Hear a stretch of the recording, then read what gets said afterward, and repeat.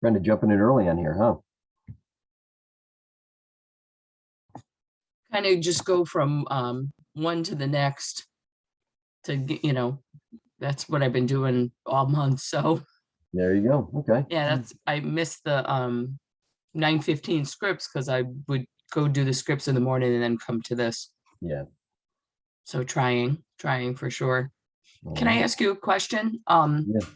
So this is kind of a side. So when you refer somebody to like Keller Mortgage, Mhm.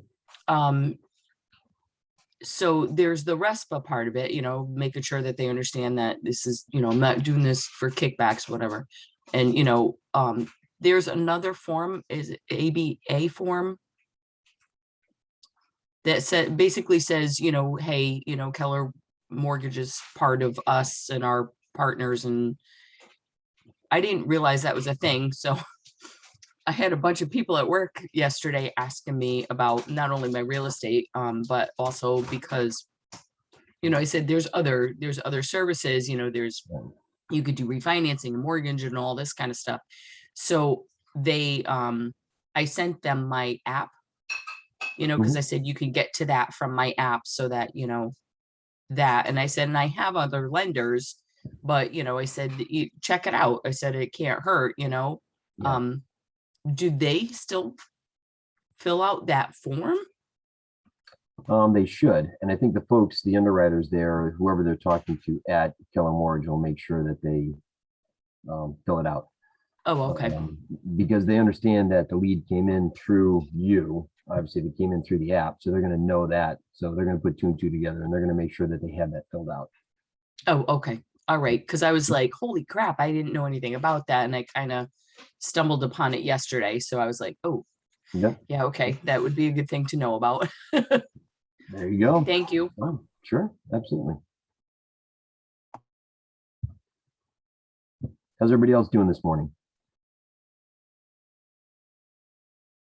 We good? All right. Good. Everybody prepared with their caffeine intake and calorie intake and all that stuff, and we're good? No? I promise I won't put you to sleep too soon. Okay, so I'm eating now, so I'm off video. there you go. Yeah, Zoom is good unless you're doing something like eating or doing something else. So Like driving. driving, absolutely. I always love having a Zoom call with somebody who picks up their phone and starts walking around. I end up getting motion sickness on my end just watching them walk around with the camera shaking like that. So it's fun times, fun times. So what do we think about Ignite so far? Coming right down to the wire here. Only got a couple more left. What are some thoughts? Anybody have any ahas or thoughts on Ignite at this point?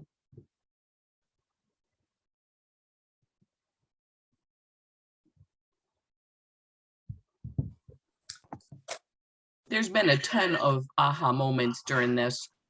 So, like every class I learned something. I swear, every class. I think it's motivating too. Okay. Excellent. Yeah. Yeah, hopefully you're getting a lot out of it and there's too many things to talk about. That would be good. Christine, yeah, it's motivating. Actually gives you the roadmap, right? When we graduate, we get our license, we partner with Keller Williams. It's hard because we're not sure what to do. What is the next step? And it's nice to actually have the roadmap to lay it out, saying like, okay, this is what I do. Because obviously they don't teach you that when you're getting your license. They scare the hell out of you with all the rules and regulations and don't do this and don't do that. But they don't tell you what to do, right? I think Frank put in the chat there too. The importance of open houses, absolutely, absolutely. Open houses are great. If you can take, each weekend and do 2 open houses, that's great. Or pick one weekend and do 4 open houses if you can. That's always beneficial. You can really get a lot out of it. And if you do it in a way that there's a 7th level open house where you're just maximizing the exposure and getting as many eyes in the door and feet on the floor when it comes to that, then you can really grow your business from that. Get ready, willing, and able buyers most likely coming in. So open houses are great. Perfect. Any other takeaways? I know it's motivating. I know there's a lot of good stuff. Open houses are good. What else do we have? What other takeaways we have there? I've actually enjoyed learning of actual instances where there's examples where they gave us a story versus just just reading the script, but actually having an idea of an actual thing that can happen. Life experiences having a teachable moment. Mhm. Well, the great thing about real estate, and this is actually I'd say one of the fun parts of real estate. You actually will never have two transactions that are identical to each other. And once you've been in the business for a while, it's great when you're talking to other real estate agents and you get to swap stories and share experiences and stuff, because everybody has gone through something very unique. And that's a good thing about it. But, to be able to think on your feet and to be able to take a step back, act professionally, and just say, okay, how do we handle this? That's what we're here for. We're the adult in the room when it comes to that. But yeah, there's a lot of good stories, a lot of good things you could tell people about different situations you run into. I walked into a house one time and there was a foot of water on the first floor, and the basement was a lake, just because a washer hose had broke and nobody had been in the house for a couple of weeks. So that was always fun. Calling the listing agent and sharing that news. It's wonderful. But you run into all kinds of different things. There's a house that wanted to go into, and about to open the door, and this dog came charging up, massive dog. I don't even remember what kind it was, and pretty much jumped on the door. And we're like, okay, not going to go inside that house, things like that. There's always something.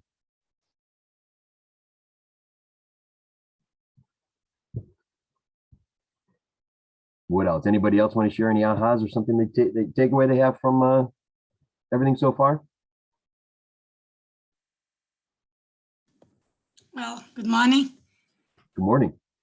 I'm going to have my first appointment for a buyer this Friday. Congrats. I'm going to find more information, and then I'm going to set up this person with a mortgage. That's person. Fantastic. Good for you. Good for Thank you. you. Thank you. Excellent. That's great. That's the whole thing too. If there's one thing that you want to take out of this, as soon as this, is over, if not like right now, all right, make sure that you don't get caught in that training loop where you keep feeling like, well, I need more training. I need more training. I need more training. I need to sign up for this class, because what you're doing is you're avoiding taking that next step, taking action, right? And the biggest key to success in this business right now is consistent action. That's all it is. People say consistency, but I'd say it's consistent action. Just do something, anything. Take what you've learned here and actually implement it, put it into practice, right? So anything that you come across, any person that you have the opportunity to have a real estate conversation with, everyone in your database, reach out to, find out how you can add more people to the database. I mean, everything and anything that you can do to grow your business, just do it, right? Doesn't have to be, where we've got to prepare, we've got to set everything up. No, just go out and do something, anything. Consistent action is going to lead to results. Because think about it now. Lead time typically, when you start talking to somebody, could be anywhere from 45 to 60 days, right? If anything. And we get that process started now, that business will happen to us sooner.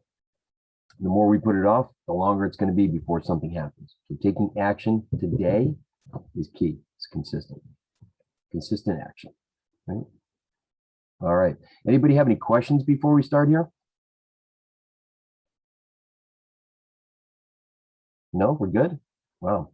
All right. What I am going to do is I'm actually going to put the resources in the chat box for everybody here. So let's see if I can do this.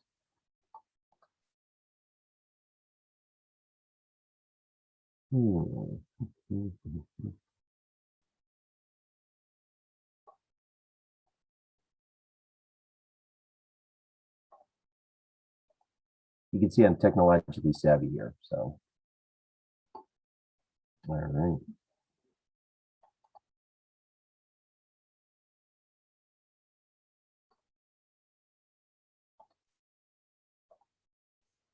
There's a reason why I color my hair blonde, so I can have that excuse. There you go. All right, so what I'm trying to do is I'm trying to get the participant guide and the script book in here too. All right. So can everybody see that in there? In the chat box? We're good? Thumbs up? Yes? All right. Perfect. Thank you. We bring up the presentation.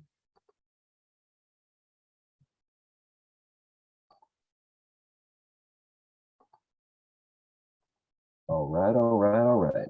So, all right, can everybody see the screen here? We're good? Yep. Take that as a yes. All right, perfect. All right, so what we're going to be talking about today is we're going to be talking about negotiation. Now, negotiation is probably one of the 5 key elements that a real estate agent needs to work on and consistently practice day in and day out. Because honestly, if you think about it, almost our entire job is negotiation, right? There's multiple steps in the whole process. We're negotiating at different various points, either with our clients, with other agents, with whatever the situation may be. So negotiation is one of the key elements that we have here. All right. And what we're going to be talking about is there's three P's when it comes to negotiation. We're going to be talking about preparing, presenting, and positioning ourselves. All right. But before we begin, let me introduce myself. My name is Darren. I am the productivity coach here in Connecticut with Keller Williams Legacy Partners. I've been with Keller Williams for over 2.5 years in the productivity coaching role. I love Ignite because honestly, it takes everything that we have in-house, our systems, our processes, our resources, everything that Gary Keller has put together, and it puts it into one class. Granted, it's a month long. You know, there's a lot of material, but all of this runs concurrently and hand in hand with the coaching program. And it's everything that you need to get started with your business, right? No other firm out there actually has the material that we have. No other firm is going to teach you how to get started in your business. Okay, so these classes are fantastic. If you're looking for the recordings, if you go to the Keller Williams New England YouTube channel, all right, you're going to see the previous recordings that are in there. We also have the Facebook page. Make sure that you're a part of that, that you join that. That'll give you access to the materials and some of the previous recordings as well. But there's also good discussion groups that happen in there as part of it too. All right. Now, one of the things too is we're going along. I'd rather make this more of a dialogue than a monologue. So if you have questions, just interrupt me. All right. A lot of times I can go off on tangents. I do a lot of talking. So just stop me for my own good, please. All right. But any questions you have, just jump right in. All right. So we've got keys that are here, key activities that we can do to grow our business and to run our business. And these are all the things that successful agents do. All right. And part of what we do in running our business, okay, is negotiations. Now, negotiations for us, okay, are not one-sided. All right. Everybody know what the Y4C2TES is? Okay. Anybody? All right. Those are basically the guidelines, the morals that we live by as a Keller Williams agent. You go into any one of our market centers, you're going to see that on the wall that's in there. All right. And those are basically the ways that we act in a productive manner, a positive manner, when we're collaborative, not just with our own agents, but with other agents. And the W in the Y4C2TES, okay, very long acronym. All right, but the W stands for win-win. All right, we're in a position where we want to create a win-win situation for both sides. We're not looking to completely decimate the other side. We're not looking to completely crush the other client. We're not looking to do anything like that. We want to come out with the most favorable terms, the most favorable position for everyone involved. All right, it's only fair. All right. It's only, beneficial to everyone, because chances are you're going to run into that other agent at some point. Again, you may actually have interactions with that client at some point, but it also shows a professionalism with your own client. So that's why we want to make sure that we're creating that win-win environment for everybody. All right. Part of what we do on a daily basis. So what we're going to do is we're going to take everything that we see and we're going to break down what are the common points of negotiation, right? We're going to talk through exactly what are the main points that typically come up whenever we're working with another agent, right? We're going to examine the 3 Ps, right? The three Ps and the approach to negotiation. We're even going to talk about counter tactics. Right? What happens when we actually are negotiating and we go back and forth, all right? And the other side comes back with something. How do we approach that? Right? We're going to actually do some role playing and some brainstorming on how to employ those 3 Ps. And we're going to wrap everything up and just make sure that we have a good understanding of how to approach negotiations whenever we're involved in a transaction. All right. So right here, these are some of the things that we want to consider. All right. So let's take a step back and let's take a look at the entire real estate process. All right. When are the times, even right from the beginning, when are the times in the transaction when we actually are negotiating? Anybody want to throw some things out there? I will, Darren. Okay. You negotiate right from the get-go. So when you first interact with people, you're negotiating to get an appointment with them. Right. When you get the appointment, you're negotiating to get the contract. After you get the contract, you still, have to get everything online, and then you're interacting with other agents and buyers and sellers. And so it's like a constant thing throughout the whole transaction. Exactly.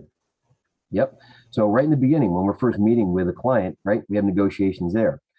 Some people put in the chat, commission. Yep. Negotiating the commission. If we're on the listing appointment, right, that's what we negotiate.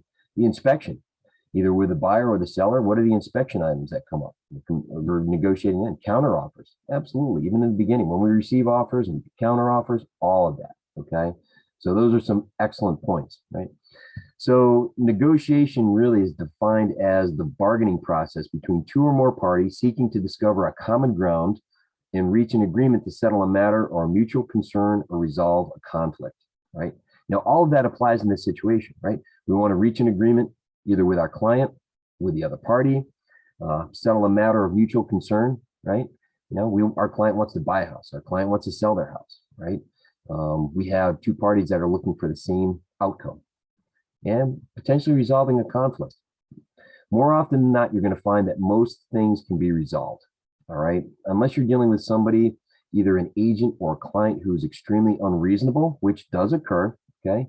More often than not, most things can be resolved. I'm not going to say all the time, but most of the time they can. All you have to do is just act like the adult in the room. You are there to represent your client. You are the fiduciary. So you're representing their best interest. Okay. And sometimes you need to have that talk with the other agent. Okay. So when you're conversing with the other agent, you're basically talking about the terms for your client. You're talking about what's best for them, but you also want to hear what they have on their side, right? But sometimes you have to go back to your client and say, like, listen, here's the situation. I know we wanted this. Okay. They're asking for this. We're thinking of compromising and meeting in the middle. What are your thoughts? Okay. So negotiation all the way around. Right? But we're all ultimately looking for a win-win situation for everybody, right? Now, how can your ability to negotiate affect the outcome of the deal? Anybody want to tackle that one? How can your ability to negotiate affect the outcome of the deal? It affects everything. If you're a lousy negotiator, you're not getting the deal. If you're not prepared, you can cost yourself and your client a buy or a sell. It just cascades down and down. You're getting paid a commission to negotiate and be good at it. Right. Sometimes what you'll see is you'll run into a lazy agent, okay, who really won't put the effort in because they're looking to get paid and they want this deal to close as quickly as possible. All right. The trick is not to take advantage of that, but to actually work through something that really will benefit both sides as much as possible. And if you find yourself as somebody who really doesn't want to put in the time and the effort, then maybe this isn't for you, because remember, the key word is fiduciary. We are fiduciary for our clients. We represent them. All right. Which means that, yes, we're not always going to get everything that we want. However, we have to put our best foot forward and use our skill set to work on their behalf. All right. And always remember that you have somebody behind you, a client, who is counting on you to negotiate on their behalf. Right. And sometimes it works, sometimes it doesn't. Sometimes deals fall apart. But those are the instances when we still, again, have to be the professional room and look at our client and say, like, something, best thing that we can do in this point is to walk away right now. Right. Sometimes you have to give that advice, right? How about in our everyday lives? What are some ways that we negotiate even away from being a real estate agent?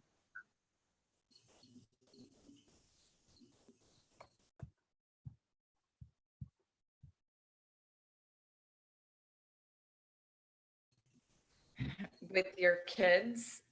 Mhm. I That's like there's perfect. a Nobody said anything. I was going to jump in with that. Yes. Anybody who has kids, you know that negotiation is a daily occurrence.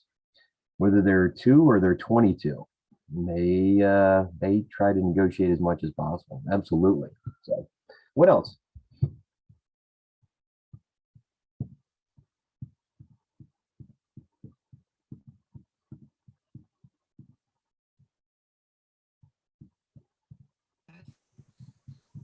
Maybe with employers, if you're, getting a new job, even Okay. going to, brokerages, I'm sure there's always Keller Williams is my first and Mhm. maybe my only. But yeah, I feel like there's a negotiation anywhere you go as Right. an employee or in the contractor. Absolutely. Absolutely. I've heard stories of people that love negotiation. So what they'll do is they'll go into Dunkin' Donuts or Starbucks and they'll actually negotiate down the price of their coffee or their latte or their drink that has 10 words associated with it, whatever it is. So, that's just something that they do. They get into it that much, right? Okay. Price matching, sure, absolutely. Somebody put in the chat price matching, right? We're trying to find the best deal for a product or a service that we're buying, right? How about what are some of the skills that great negotiators possess?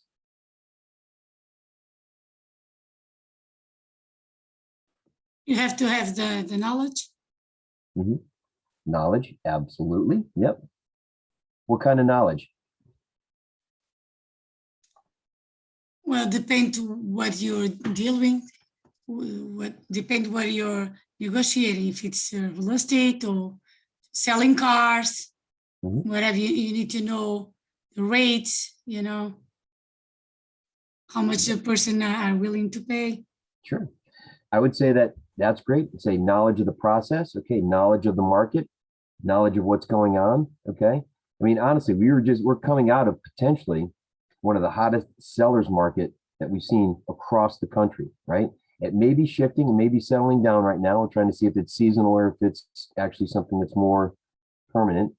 But, 3 months ago, we were in a great position if we actually had a listing. You could pretty much name your price and there you go. Now, not so much. So when you have those discussions with your clients, you're talking, you're listening with clients, you're saying, hey, this is what the market was. We want to be in front of the market. So yes, at some point we may have been here. We need to price it appropriately, price it right? Things like that. Have a plan, response for possible objections. Absolutely, absolutely.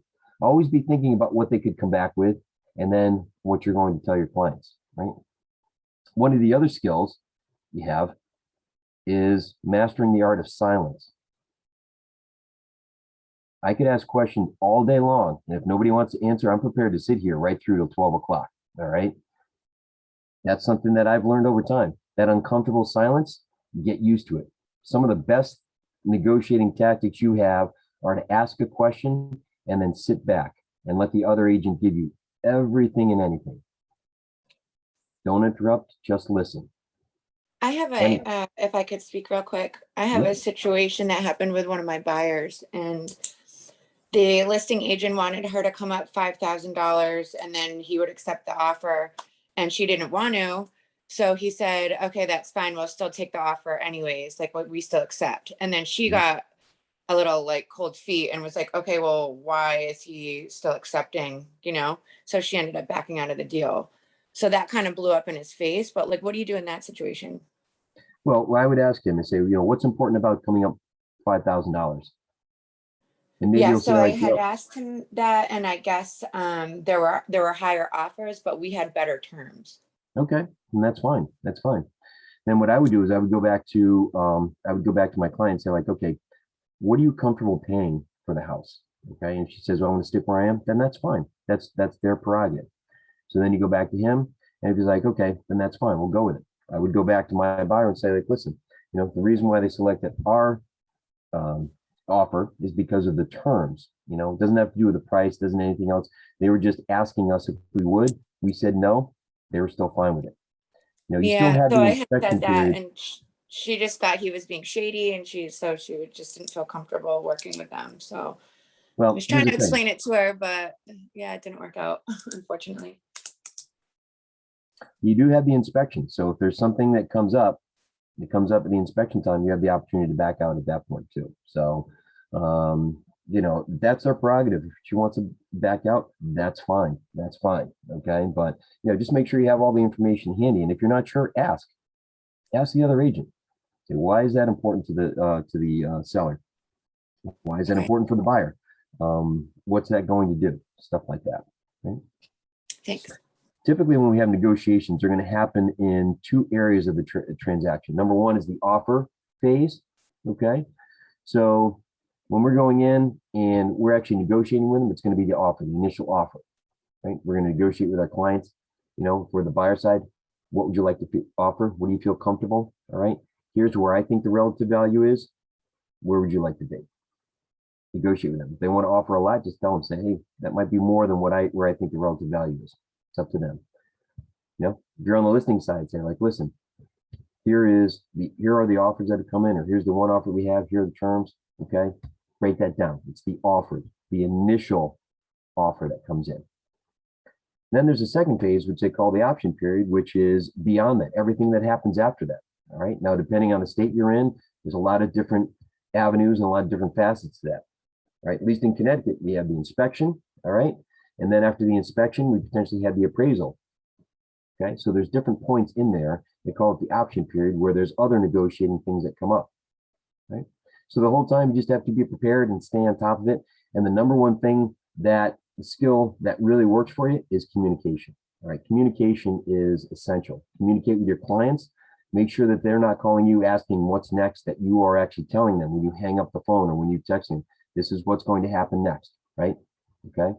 Make sure that you're in good communication with the other side. And listen, we know that there's a lot of other agents that are out there that are not KW worthy, all right, that really fall asleep on the job and don't do what they have to do. That's fine. That's not us. Deal with them as best you can. All right. And if you do have serious issues, then go to your broker and talk to them. But for the most part, maintain your professionalism. Don't let the emotions get a hold of you. All right. That's easy for that to creep in, and let that drive your negotiations, your actions. You know, just be wary of that. Don't let that happen. All right. I like this last one here. It's like, why is asking questions important when negotiating? We touched on it a little bit, but why is asking questions important when negotiating? You need to understand what the true issue is, or what it is that they're actually asking for. Mhm. Absolutely. That's why if you're putting in an offer, it's good to call the listing agent and say, hey, you know, what's important to the seller, all right? You know, if you are, you know, having an inspection and something comes up, you're not sure about it, the inspector's not sure about it, call the listing agent, talk to the home, you know, have them talk to the homeowner, right? If you're working with a homeowner on a listing, just say, hey, listen, is there anything that we should know of that might, you know, hurt us in the inspection or might be an issue? Okay, things like that. Always keep asking questions, always. And there's a certain kind of question that we want to ask. We're going to get to that in a little bit. All right. You need to have all your facts together before you can negotiate. Absolutely. Absolutely. If you don't do that and you get another fact that comes out of left field, okay, that could either solve a problem or creates a bigger issue, you want to know all of that ahead of time. Right. Christine says, so you get a better understanding as to what their true needs are. Absolutely. Absolutely. Right. That's why when we meet our client and they sign the agreement with us, we start going into the Q&A phase. All right. So tell me more. What's your motivation? Right. What are you looking to do? You know, what's important about timing? Things like that. Have all of that available. Right. Excellent. All right. So we are actually going to go into brainstorming negotiation issues. Right. So if everybody can turn to page 4 in their activity guide. All right. You're going to see that pretty much there's a blank sheet right here. All right. So as we go through and we talk about a lot of the different instances and things that come up in negotiation, you want to keep track of everything through the sheet that we have in here. All right. Now, when we negotiate, okay, and we're either presenting an offer or we're presenting inspection items. All right. What are the 3 responses that we can get from the other side?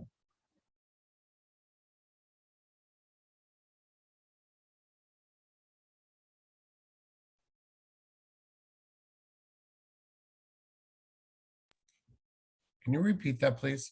Sure. When we were actually submitting an offer, or maybe we're submitting inspection items, or we're placing something in front of the other party, what are the three possible scenarios or responses that they can give us when we're doing that? I would say yes, no, and then meet in the middle type of scenario. Yep. They can either accept what we're offering, they can flat out reject it without anything, or they can go somewhere in between. You know, can you do this? Counter offer, things like that, right? So we accept, reject, or counter offer, all right? So let's go through the whole process here then too, all right? What are basically some areas and some avenues in the process? Well, if we get into some really big detail in terms of areas that are going to be negotiation points for us through the process.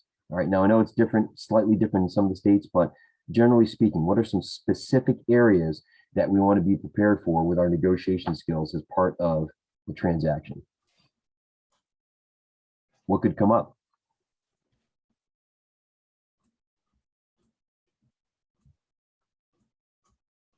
You mean like after the inspection or at any No, point? just throughout the entire process, from the beginning, when we're submitting an offer or receiving offers, all the way down to just before the closing. What are some very specific situations that we could run into when it comes to negotiations? Maybe something like the roof needs to be repaired, so they want, you know, the buyers want credit for, or, you know, a lower price because of something like that. Mhm. Offer price. Yep. Okay, offer price. What about the closing date? Right? And what do we mean by that? I have a situation where it's bank owned. The bank requires 15 days for mortgage for financing, and therefore saying 15 days is completely unrealistic. So have to already negotiate an extension on the 15 days because there's no way they can get an appraisal Sure. in that short amount. I remember actually dealing with a client who, again, bought a bank-owned property as well. And luckily, you know, one of the attorneys I have, she is excellent. Okay, she did some research on outstanding liens on there. Now, there's a reason why it was bank-owned, is because the people pretty much, you know, had more debt than they could handle. But their name was spelled such that they would go out and get loans, and they would transfer or transcribe letters differently in there because it was a long name. It's hard to keep track of. Well, as we were deep into the process, our attorney found an outstanding lien for $70,000. Now the house was already $600,000, so another $70,000 is out there. So we put a halt to the whole process, and we went to the bank, big bank in New York, and we said, "Hey, you guys got to take care of this. We are not accepting that with this lien attached to it." And the bank said, "No, sorry, we're moving forward." And we said, "We are done at this point," right? Now the buyers were already prepared to do remodeling, already had contractors lined up, everything was set, and we were basically playing a game of chicken. And at that point, they weren't willing to take on an additional $70,000 of that.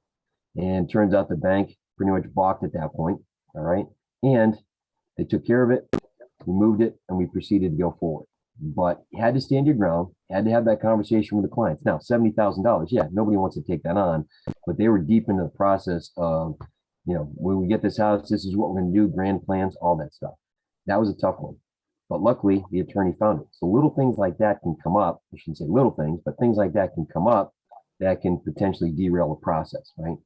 And it was actually a lien that if she didn't do a physical title search, okay, it would have turned up after the fact. And how do you think that conversation would have gone, right? So kudos to her. But repairs, big thing, right? How about closing costs, right? At least in Connecticut, we can ask for a credit towards closing costs. If people are looking for money to help them pay their closing costs, they can finance that into their mortgage, right? Things like that. What else? What are some other specific points that may come up that could be a negotiating issue? The personal property in the home, Sure. like the units and things like that. Mm-hmm. Personal property in the home, right? Now, if they don't want to leave the curtains and the blinds, but yet your clients really like them, put that in the initial offer, right? Say like, listen, we increased our offer because we want the curtains and the blinds, right? Things like that, right? I know of an instance where someone, especially in the last year, people have passed or said no inspections, but then people still wanted to have inspections for informational purposes. Mm-hmm. And then they found something, and now they're backing out of deals because they found something. Right. And they said, well, no home inspections, and it wouldn't affect the deal. So mm-hmm. That has been an issue coming up every now and again, is informational purposes, home inspections, and then people back out because they found something. Well, that's the whole point of an inspection, right? It's for informational purposes. So it's kind of redundant to say that. I always love that when a house is being sold as is, and they say, like, listen, if you have an inspection for information purposes, well, yeah, no kidding, right? Because I don't want my clients to go in, waive the inspections, and you come to find out there's a big hole in the roof that nobody anticipated and they can't afford, right? Yeah. So whenever there's inspections, take advantage of them. Do the inspections. Don't ever tell your client to waive inspections. That's just my personal information right here. And if they do decide to waive it, get it in writing.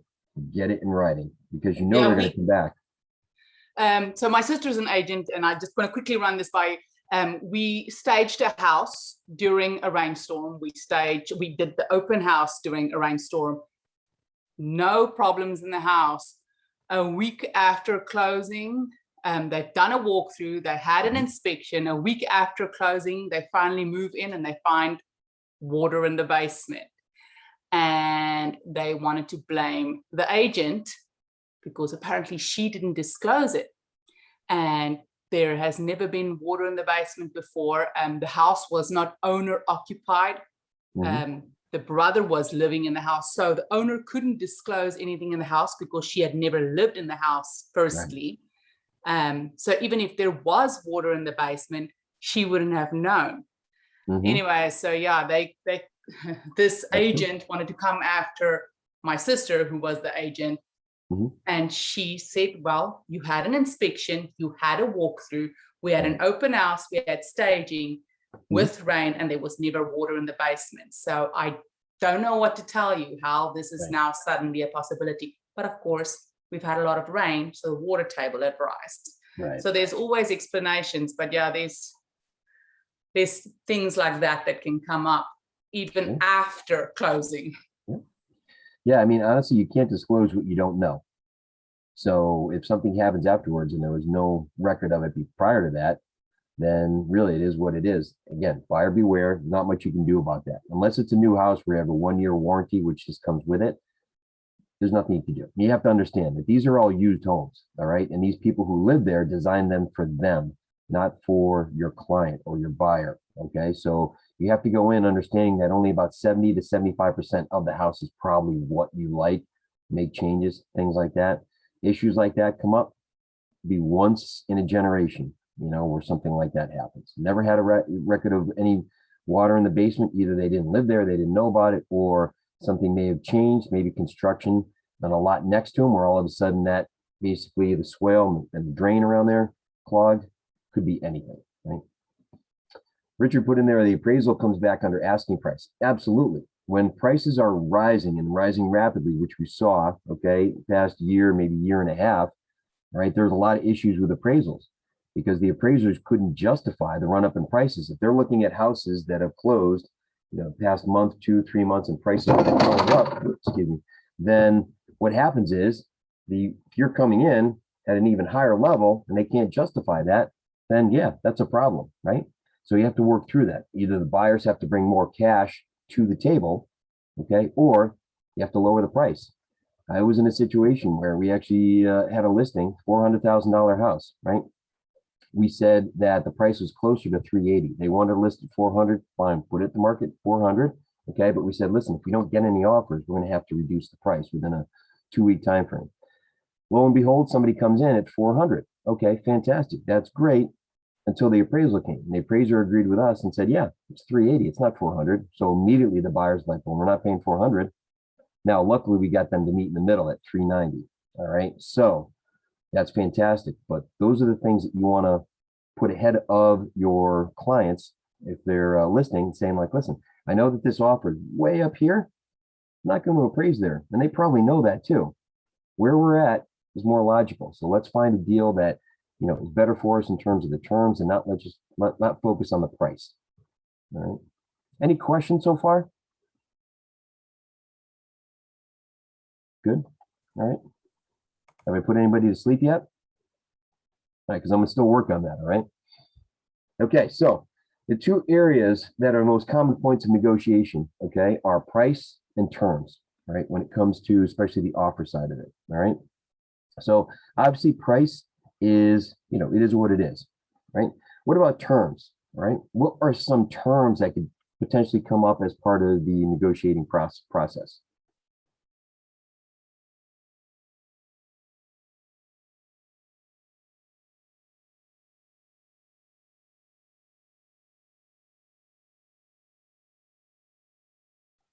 Could you repeat yourself? Sure. We know that price could be a negotiating point, but what about terms? What are some terms that could be negotiation points as part of the offer? You mean like contingencies or? Sure, absolutely. Those- Yep. Mhm. Escalation clauses. Mhm. Escalation clauses, sure, absolutely, right? That comes back to price. We have time, move date, right? Timeline, right? Yeah, the timing. You know, if you say like, yeah, well, you know, we need 4 months for the mortgage commitment. Say, well, that's an awful lot of time. How about 30 days or 45 days? Let's reduce that. Closing, all right? Closing date. If you actually have something in the contract where your clients are buying another home and they haven't found it yet, and the sale's contingent upon them finding another house or finding suitable housing, okay, that closing date could be up in the air for a little while, right? Buyers are flexible with it. That's perfect too. What about the deposit, right? I had somebody who was actually putting, you know, somebody who is in the program who's had a client who's putting an offer in on a property. All right, the property was 150,000 or something like that, and I think their deposit was like $50. Do you think that's going to get the seller's attention? Do you think that's worthwhile? No. Does that show their seriousness?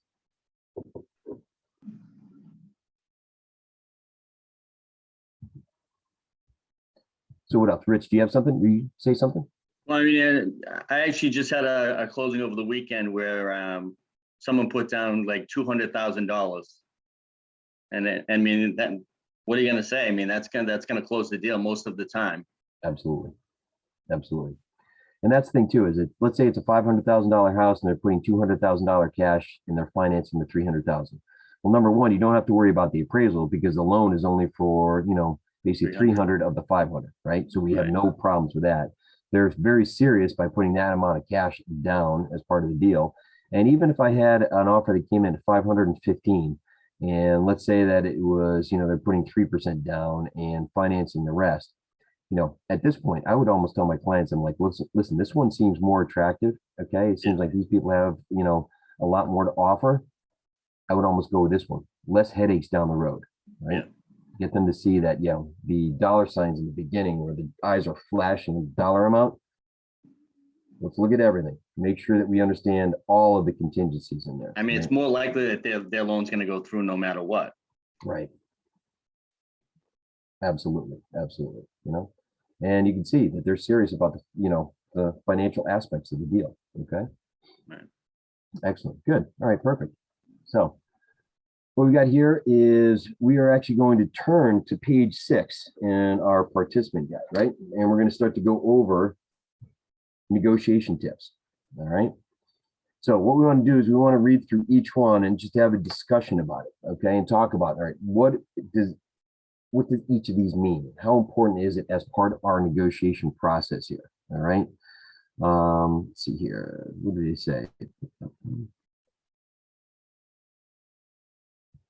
All right, so let's take a look at the first one. Who wants to read the first one? Get some more activity here.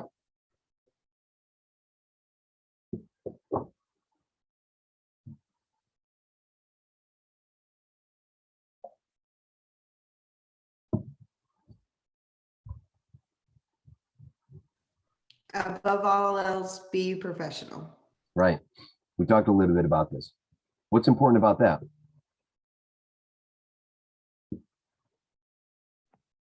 It'll always come back on you.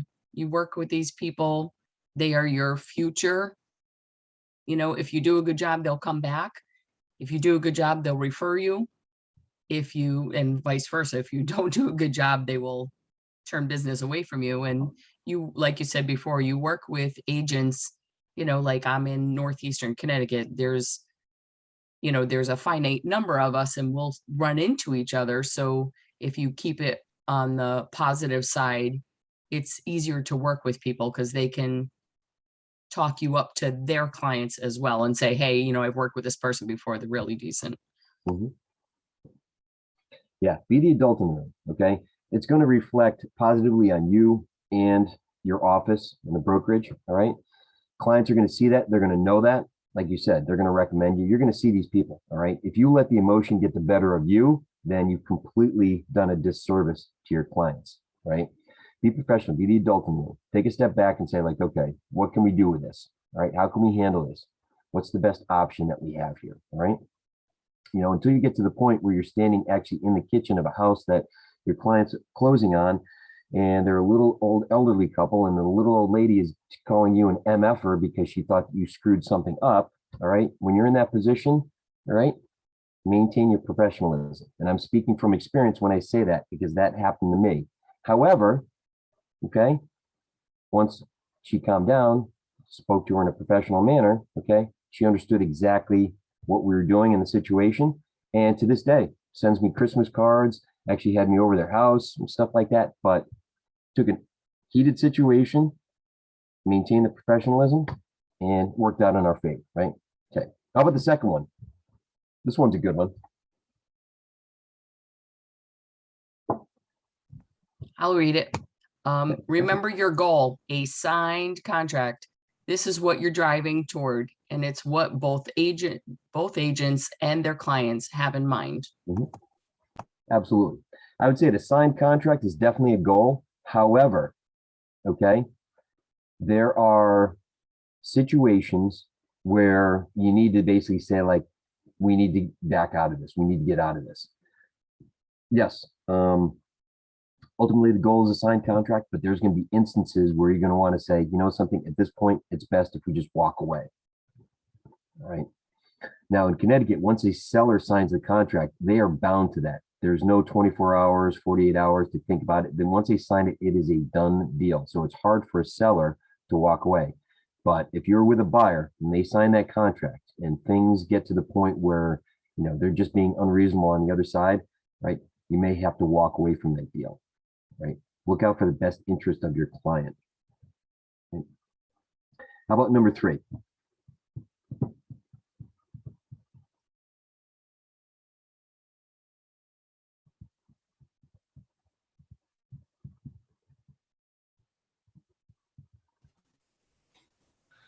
I'll read it.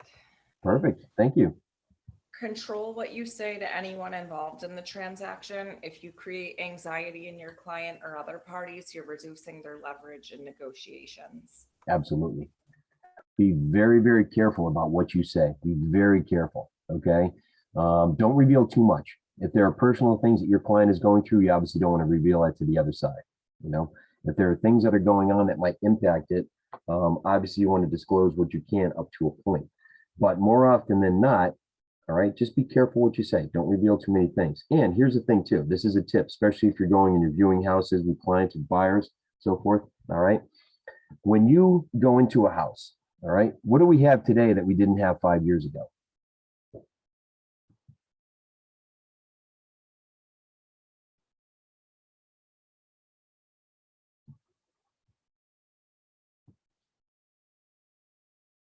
Hey Siri, hey Alexa, can you answer this question for me? Yeah, an inflated market, that's true. But we have listening devices. We have Alexa, we have Siri, we have Google. They record things. We have the Ring doorbell, right? all of those things are recording devices. So if you're actually sitting there in front of their door and you're saying like, you know, something, I can't believe these people are being a-holes and all this stuff. Let's say maybe you just came from a second showing or it was after the inspection or something like that. It's like, you can't believe they're asking for. Who do you think's watching that at work right now? Right? Very, very careful about what you say. You know, always have that discussion, you know, privately away with them, or when you're talking to the other agent, just talk about what needs to be said, and that's it. Okay. All right. All right. How about number 4? Number 4 is crucial in everything that we do. Who wants to read that one?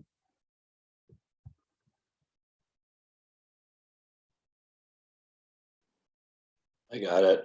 Continually refer to motivation. Remind your client why they want to buy or sell and help them reevaluate their request if they're becoming unreasonable. Perfect. Motivation. All right. Motivation is one of the best questions that we can ask, whether we're dealing with our buyer, whether we're dealing with our seller, whether we're dealing with an expired or for sale by owner, a potential buyer. Okay. So tell me, what's got you looking at houses today? What's the reason for selling?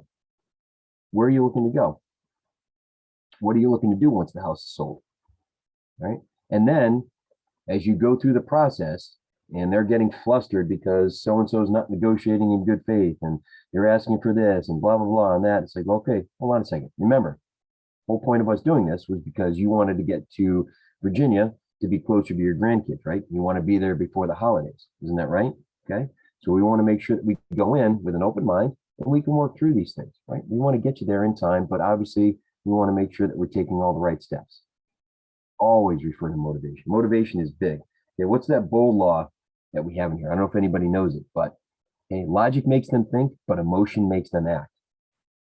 The emotion is what's going to get them through the process, right?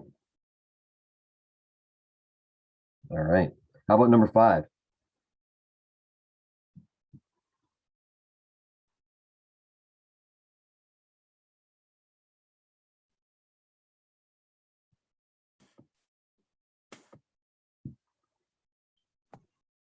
Don't reveal too much. Listen more than talk. Keep your client's motivation close to your chest. Right. What's important about that?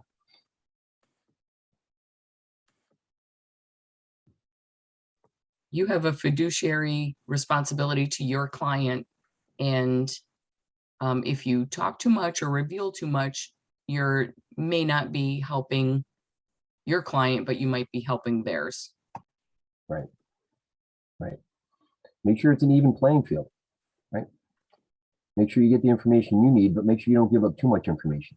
Give them the leverage when it comes to any sort of negotiation point, right? Listen, listen, listen. Write down when you take notes when you're talking to the other agent. Start asking them questions. Ask open-ended questions. Get them talking so that they can actually tell you what's going on there. Right? How about number 6? I'll take this one. Don't be attached to the outcome. You can get everything you and your clients want all the time. Don't let it affect your mindset if a deal doesn't go through or if your client doesn't act on your recommendation. Find a different win for your client. Right. And that's big. That's big. Don't become attached to the outcome. Okay. When we're new and we're just starting off and we've got a closing coming up next week, and it's like, man, this is great. This is fantastic. We're going to close. I'm going to get my check. Life is good, right? On the day of the closing, you do the walkthrough and you come to find out that, you know, the people who sold the house going through a divorce and the husband drove a car through the back of the house, left a big hole in it and walked away. Yeah, that closing is not going to happen, right? Okay. So what you got to do is you basically have to be prepared that until you're actually walking out of the closing and the right people have the right checks and the right people have the right keys, okay, anything can happen. All right. There's no 100% certainty that something is going to happen in those instances. So you also want to be prepared to sit there and tell your clients like, look, this is not going in our favor. This is not going to happen. This is not working out for you. I recommend that we, at this point, cut our losses and walk away, right? Because we found that there are some big inspection issues, all right? That the heat doesn't work and that, you know, the floor has a hole in it, things that we didn't see when we first came here. And because of that, since you're not willing to repair it, they're not willing to negotiate the price again, let's walk away, right? Things like that. Make sure that you are the voice of reason when it comes to that, all right? Awesome. Okay, great. So let's go on to the next one, the 3 Ps, the approach to negotiation, all right? So negotiation is a skill that can be learned and perfected with experience, right? All right, best practice for negotiating, bringing the buyer and seller together is a 3 Ps approach, right? Prepare, present, and position, all right? Preparation is always key. We talked about this, right? We talked about having the knowledge of the market, having knowledge of the house itself, having a knowledge of, the process, understanding it from top to bottom so that you know where the hiccups might be and you can prepare your clients for it, all right? You're preparing yourself, you're preparing them, building your confidence, all right? And as long as you know what may be coming down the road, okay, give them a heads up, and then that can prepare them so that nobody is surprised and you know how to handle it and handle it like a professional, right? Present. Present means presenting our offer. Present means, could be inspection items, things like that, but we're presenting the information to the other side saying like, look, we're opening up, here's our offer. We're opening up to negotiations, but presenting the information as you need it, okay? Same thing on the listing side, all right? What you want to do is you want to basically make sure you're presenting and putting out everything out there, all the information that they need to understand what's going on with the house, right? So if there's anything that needs to be revealed or disclosed, make sure it's out there, right? And then position. Position means that we want to put ourselves and our clients in the best position possible, okay, for the situation. Nobody is ever going to get 100% of what they're looking for, okay? But again, if we make it a win-win for both sides, then something, people are going to walk away and people are going to be happy and satisfied. And that's the best thing that we can do, right? Somebody asked, how do we rewatch the recorded sessions? Yep. Okay. So you got the YouTube channel out there. Yes. So it's the New England region, KW New England YouTube channel. So KW New England YouTube channel. If you do a Google search on it, you'll find it, and you'll find previous recordings on there. And I think the Facebook page may actually have some of that information in there too. All right. All right. So we're actually going to go under the preparation. We're going to be talking about that. I'll tell you what, why don't we take a quick 5-minute break here? All right. So it's 9:55. We'll come back at 10 o'clock and we'll pick it up from this point. All right. Does that sound good with everybody? Give you a chance to recaffeinate. Maybe set the alarm, wake up again too, right? Good. All right, perfect. Anybody have any questions at all? Should probably ask that. Good so far? Fairly easy up to this point, right? All right, perfect. So let's take 5 minutes. We'll reconvene at 10 o'clock and go from there. Sound good? Thank you very much. Appreciate it.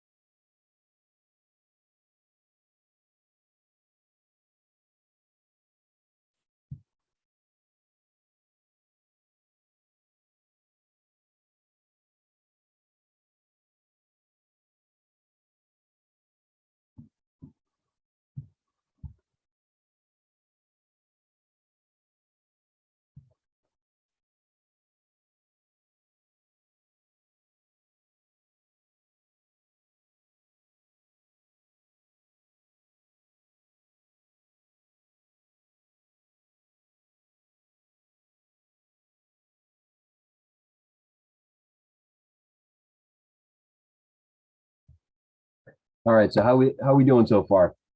Everybody good? Ready to dive back into it here? Now, for a lot of you, okay, what we're going through seems like common sense, right? And what you may do is take this recording and use it to help you to go to bed at night, all right? Just because it seems very dry, common sense, right?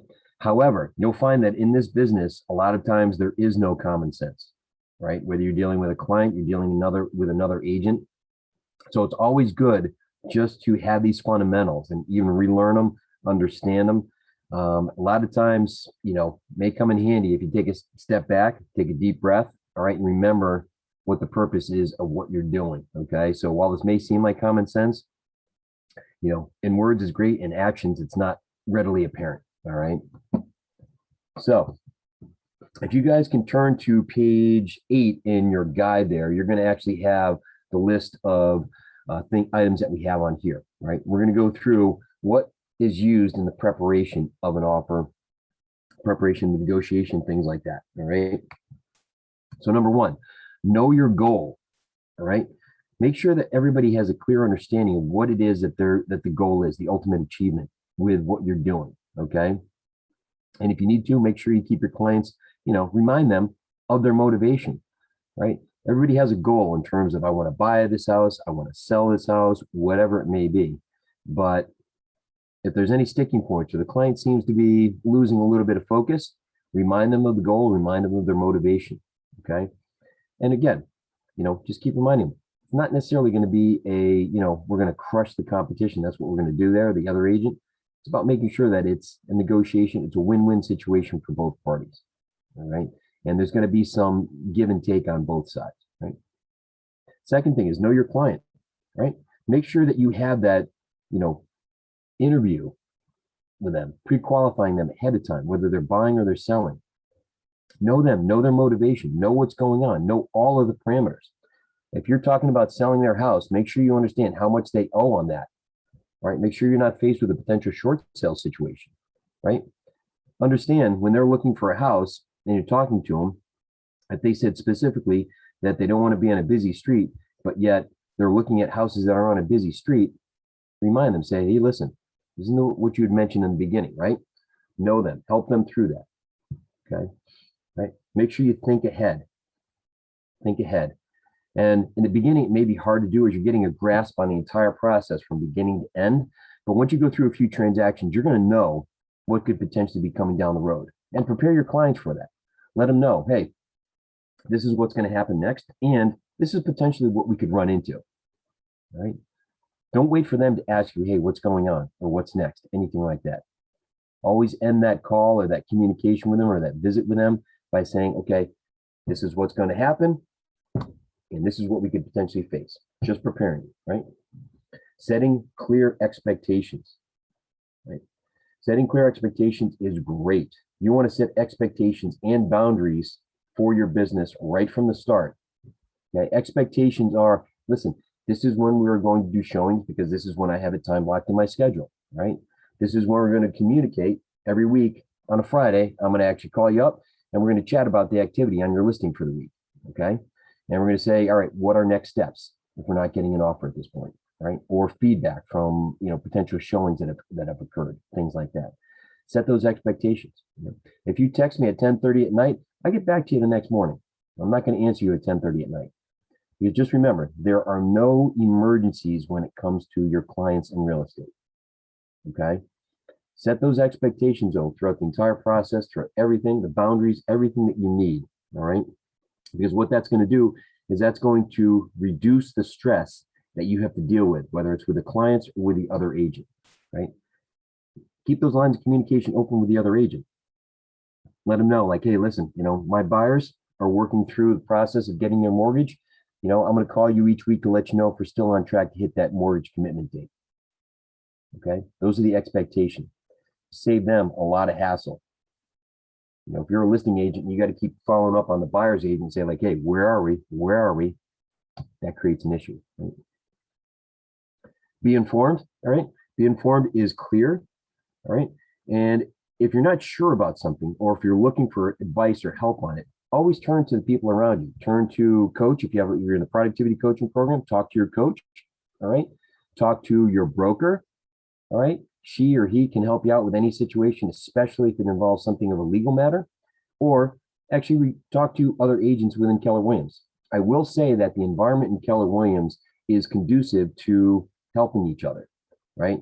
You go to any other firm, and trust me, I was at another firm, all right? You try to ask for help for some of the top performing agents, and a lot of times they can't be bothered. There's no support with that. But here, the environment we have, you can certainly turn to other agents, and maybe many of your market centers have a Facebook page. And that's a great resource too. If you've got a question saying like, hey, I'm faced with this issue, or hey, I need to know of an inspector in this area, whatever, put that out there. You can get information. All right. But make sure that you're informed. And if you don't know, be honest with your clients. Say like, listen, that's a tremendous question. Let me look into that and get back to you. Right. Obviously, obey the laws. I mean, we should be well versed in the laws, having graduated from that class and gotten our license, right? And they just scared the hell out of you with everything that's in there. Okay. But the laws, yep, we absolutely know that. And listen, unless you're purposely trying to defraud somebody, generally more often than not, things can be worked out. Okay. And you won't get to the point where you are crossing that line, right? The class is great for the book smarts of real estate, knowing those rules and those regulations, and then, once you're done, like me, you're going to put those books on the shelf. They're going to collect dust, right? Class like this gives you the street smarts, but we still want to make sure that we understand what we can and we cannot do in every particular state, right? The last one, this is good, knowing the documents inside and out, right? A lot of times we're so anxious to get into business, or we get a buyer, or we get a seller, and we just put the document in front of them and say like, here, sign here. Explain it to them. Go through the document, right? Make sure that they understand, okay, here is what this listing agreement means. Here's what this buyer's agreement means. Here's where, in an instance where we're working with a for sale by owner, you may have to pay the commission, okay? On this listing agreement, we're going to put in here that we're going to use your price, but if this does not have any activity, or does not have an offer in 14 days, on the 15th day, we're going to reduce the price by X dollar, X percentage, whatever it may be. All right. If somebody says, well, what does that mean? Be prepared. Go through that with them. And if you're working with a seller, have a copy of a purchase contract in there. Say like, listen, once this hits the market, we start getting offers. These are the documents that we're going to see. And this is what they mean. Okay. Know them inside and out. Talk to your broker about that. Maybe your market centers have classes where they can actually go through each and every document, but make sure that you can actually teach somebody what those documents mean. That's the best way to understand it. If you can actually teach it to someone else, you'll know them inside and out, and you'll be able to talk to them and explain to them exactly what each one of those means. All right. Any questions on that at all? So far, so good? Okay, all right. So here's the key to asking the right questions, right? Remember I mentioned before that there's a type of question that we want to ask, open-ended questions, right? What's the difference between an open-ended and a closed-ended question?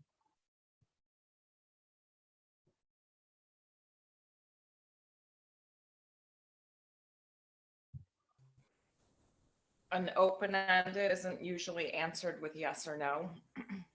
Right. What you do by asking the open-ended questions is you get them talking, right? The person who asks the questions controls the conversation. So whether you're sitting there at a listing appointment or you're pre-qualifying a buyer, FSBO, expired, whatever it is, you ask the questions, you control the conversation.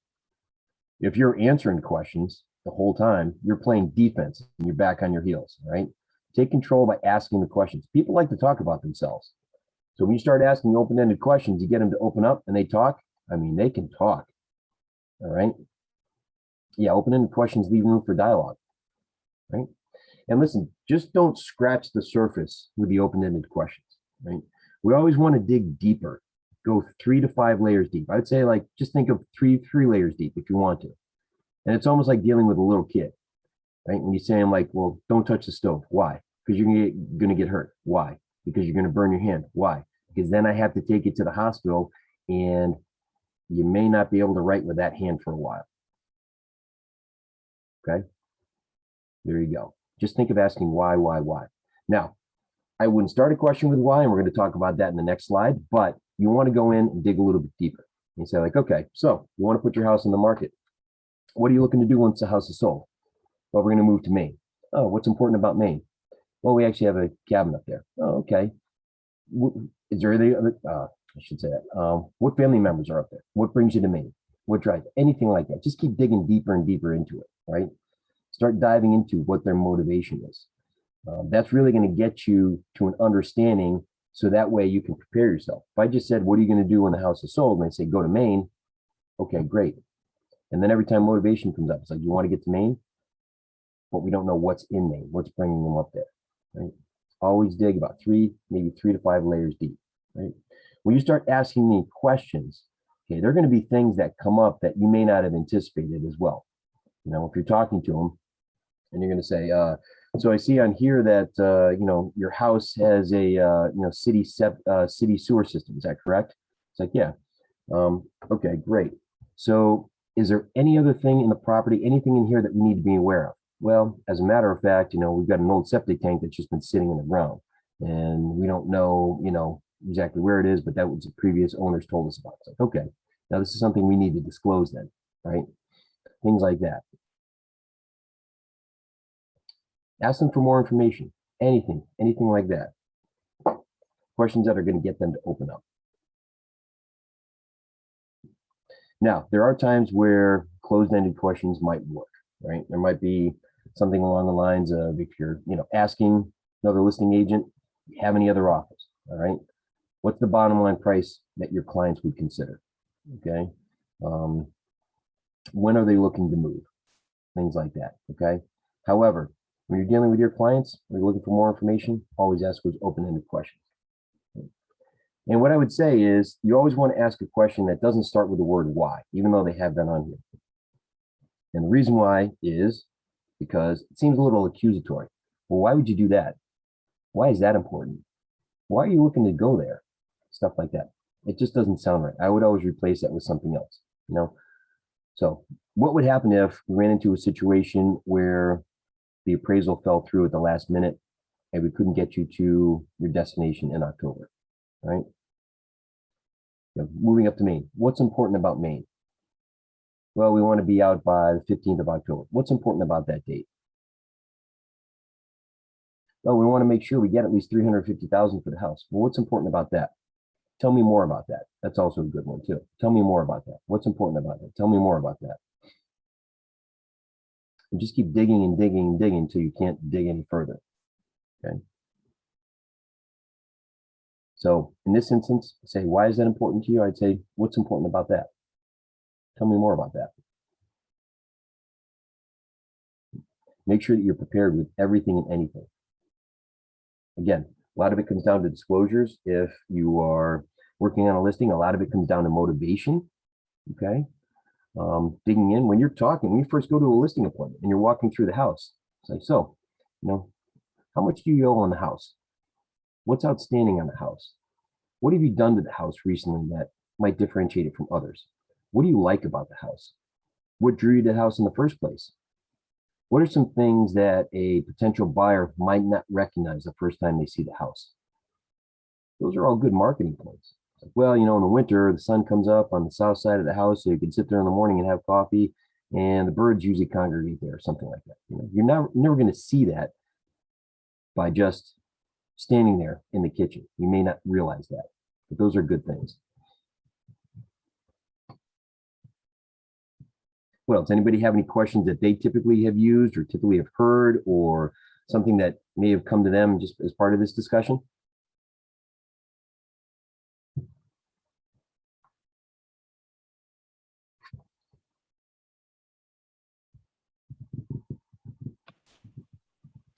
I was just wondering, with that information you were mentioning about when you're digging deep, I mean, obviously you want to keep some of that confidential.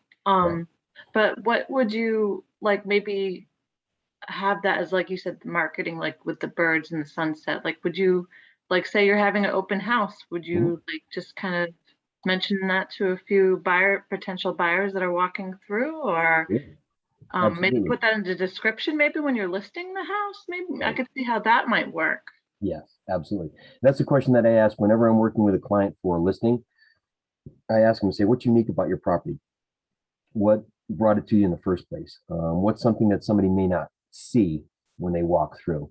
Because what that does is that gives you a unique description about the property. Anybody can put in there, it's like, yeah, hardwood floors with a granite countertop and stainless steel appliances. Like, yeah, no kidding. I can see that in the pictures. Tell me something I don't know. Why should I buy your house? I used why, obviously, but to emphasize that. What's going to get me to buy your house? Right? So yeah, absolutely. Feel free to ask it. Now, listen, remember, you're in a professional working relationship with your clients, whether they're buyers or they're sellers, renters, things like that. So you want to make sure that you're getting all of the information that you need. You know, think about it. It's on the same level as a doctor, a lawyer, an accountant. You know, you have professional working relationships with them. If your accountant doesn't ask you for your W-2 from last year, your 1099, okay, because they're like, you know, just give me what you have. No, they're going to give you a checklist of what's there, right? They don't ask for that. That's the whole point of it, right? But the lawyer, you know, so, you know, there's an accident. They're saying, well, tell me about what happened, right? Give me all of the information. Where were you? All of that stuff. They just say like, yeah, you know, we'll figure it out. What's it called? The police report. I don't have to talk to you, you know? Now, we want to get as much information as possible because that's going to actually keep us in that level, having that leverage and being able to talk to them and make sure that we have everything covered with them, and then also work with the other agent without divulging too much. Make sense? Is it good? All right, perfect. Thanks. Sure, you're welcome. Okay, so what we're going to do now is if you go to page 9 in your document there, the handout that you have, all right, we're actually going to go through a scenario, all right, and we're going to actually come up with questions that we could ask to get more information on this. What I'd like to do is actually put everybody into breakout rooms. So what we can do is work on this for about 10 minutes, take a read through on it, come up with some questions, and then reconvene and go over the questions that are in there and talk about, you know, what are some interesting points in the scenario? What are some questions that we could ask to get more information? All right. And then what are we learning from this? All right. So I'm going to actually make an attempt to put us into breakout rooms if I can. All right. Let's see. Let's see here. We will go through. We'll put about 3 to 4 in a room here. Okay. All right. Sound good? So we'll be in there for about 10 minutes in the breakout room. What I want everybody to do is, first of all, read the scenario. Okay. Highlight things in that scenario that are relevant, that you think that are good, maybe unique, whatever. Come up with, they have 4 questions here. Come up with 3 to 4 questions that you think might give you more information. And then we'll come back and we'll see what everybody has. Sound good? All right. Sure.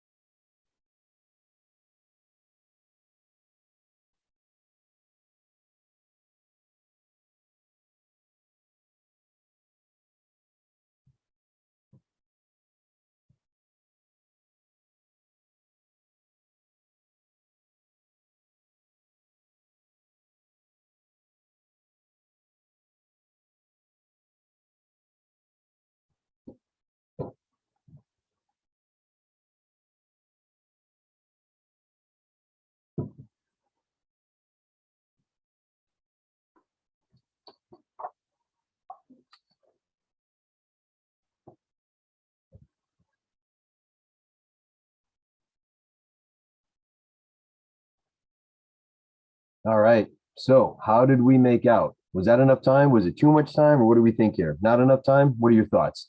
It was fine. Fine. It was Okay. great. Mhm. Good discussion. All right, perfect. So let's take a look at this then. And what are some kind of things that pop up to us when we're reading that scenario? Things that we may want to underline or, think about in that scenario. Well, one of our first questions was, have you discussed with your lender if you are qualified to purchase an as-is property being a first-time home buyer? True. That's good. Yeah, FHA, you get an FHA loan, that's not going to pass the appraisal, having a roof, hole in the roof. Absolutely. Great point. Great point.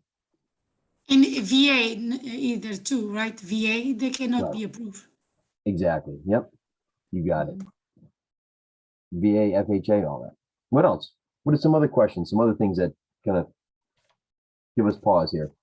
What's your operating budget? Like she's saying that she has got loans and she wants to keep her price down and she's underbidding to begin with. And there's a multiple offers. So she probably won't get it for what she's thinking she will, but there's also the cost on the back end of all the repairs. Unless she's going to repair the roof herself, I mean, there's a lot of money to be had to repair. Right. Now, we don't know if there's multiple offers. We just know that there's been quite a bit of activity on the listing. So that's something we'll touch on in a second. What else? What are some other things? We wrote down, are you prepared for rejection if we put in this offer? What type of finance? Yep. I'd say to her, what's important about offering 155,000?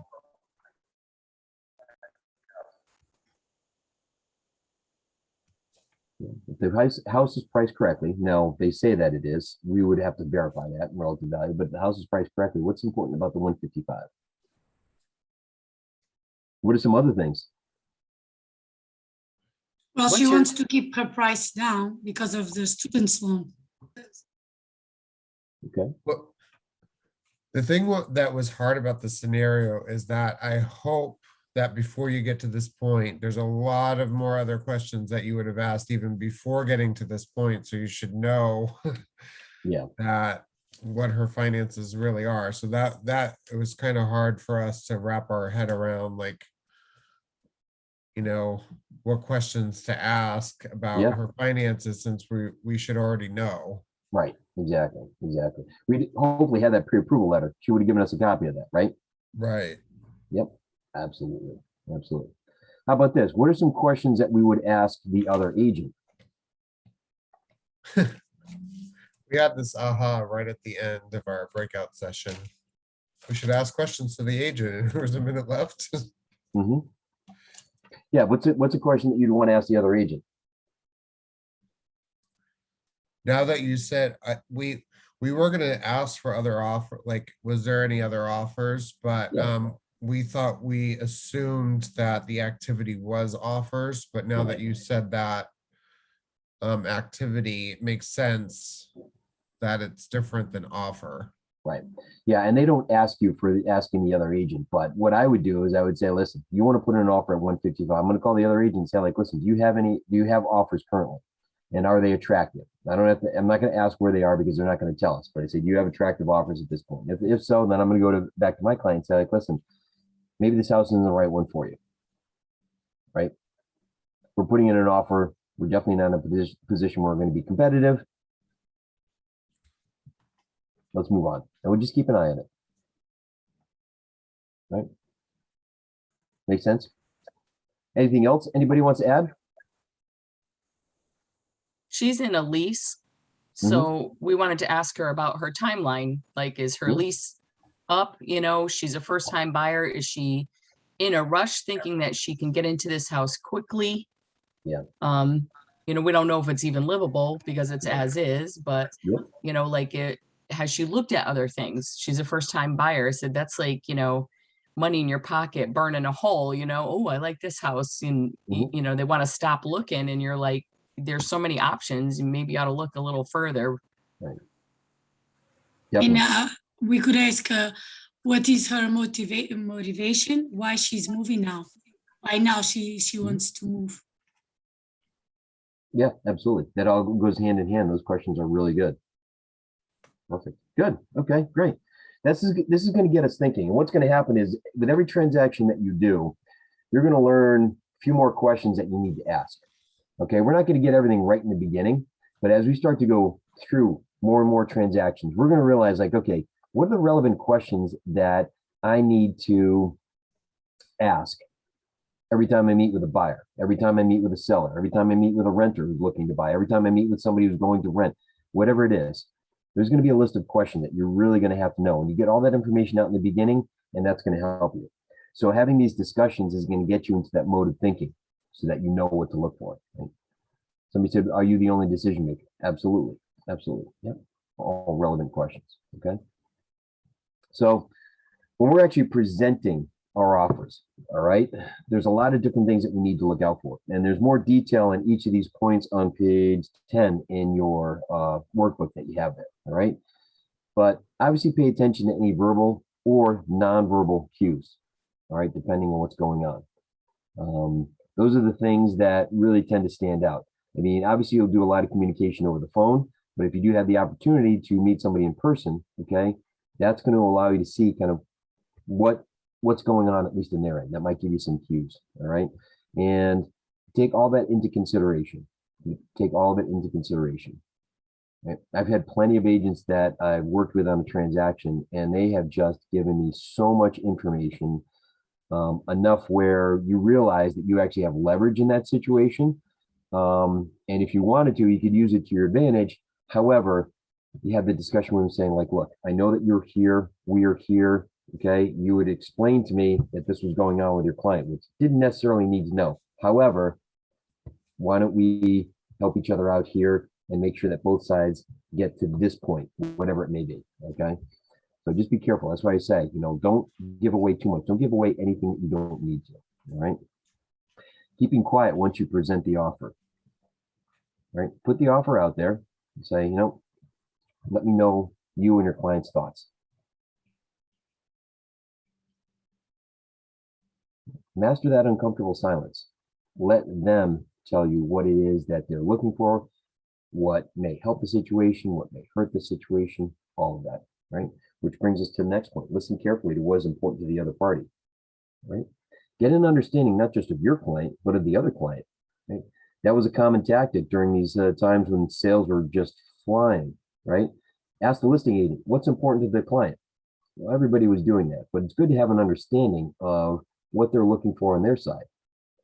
So if you're looking to get your client in the house, all right, might be in a point where you can actually do something where your client can give up something in order to help them out now that you know that the selling side is looking for something different, okay? But again, that all comes down to communication as well. Stay calm and relaxed, right? Don't let the emotions get the better of you. Now, easier said than done, because you're dealing with hypersensitive people who are dealing with the largest asset purchase or asset sale of their lives up to this point. Emotions run high, and you're going to deal with a lot of agents that can't keep their emotions under control. However, it's up to us to control what we can control, which is ourselves. Be the adult in the room. I can't stress that enough. All right.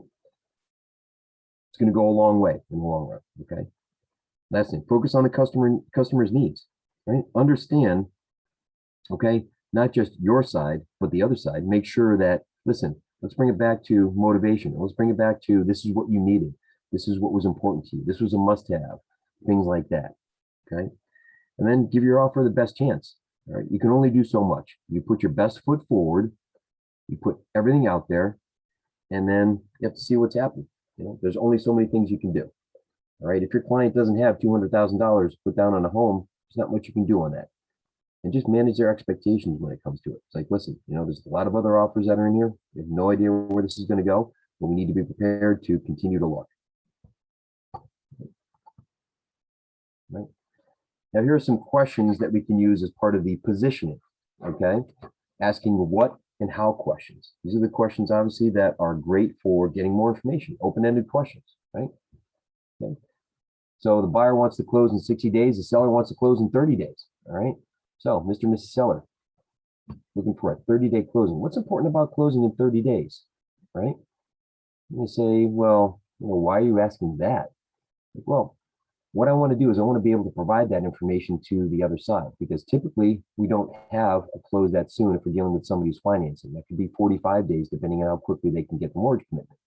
But if I can explain to them why it's important to you, okay, and hopefully we understand this as part of their motivation, right? Then I can present that to the other side so that we can alleviate those questions, right? Ask those questions, right?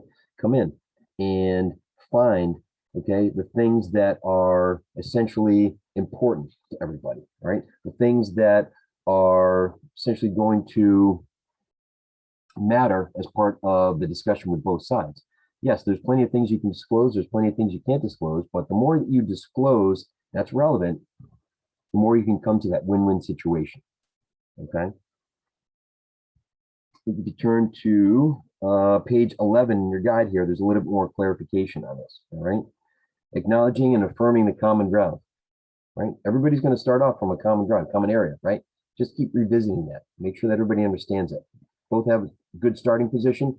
Now, how can we keep that momentum going?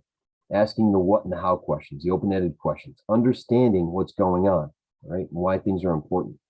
Positioning, it's a process, right? You're basically going back and forth, okay? Positioning your client and letting the other agent position theirs, okay? So that you can come to some sort of mutual agreement. Again, win-win for everybody, right? Sometimes there are offers, counter offers again, more counter offers after that. It becomes a lengthy process, but just keep your eyes on what's important, what's going on, right? And absolutely know when to walk away. Know when to walk away. I've had plenty of situations, right, where I told the client, now's a good time to walk away. Had situations where we did a remodel on a house, okay, and we're there with a couple and we're walking around. Everything is great, it looks terrific. House looks fantastic. It's an area with a septic system, right? We had the inspection. The house came out immaculate, perfect. Got to the septic system and there were massive problems with it. They never inspected, when they bought it to flip the house, they never inspected the septic system to make sure it was working. Massive crack in there and it was leaking. So not only is there the replacement of the septic system, but there's also the cleanup and the mess.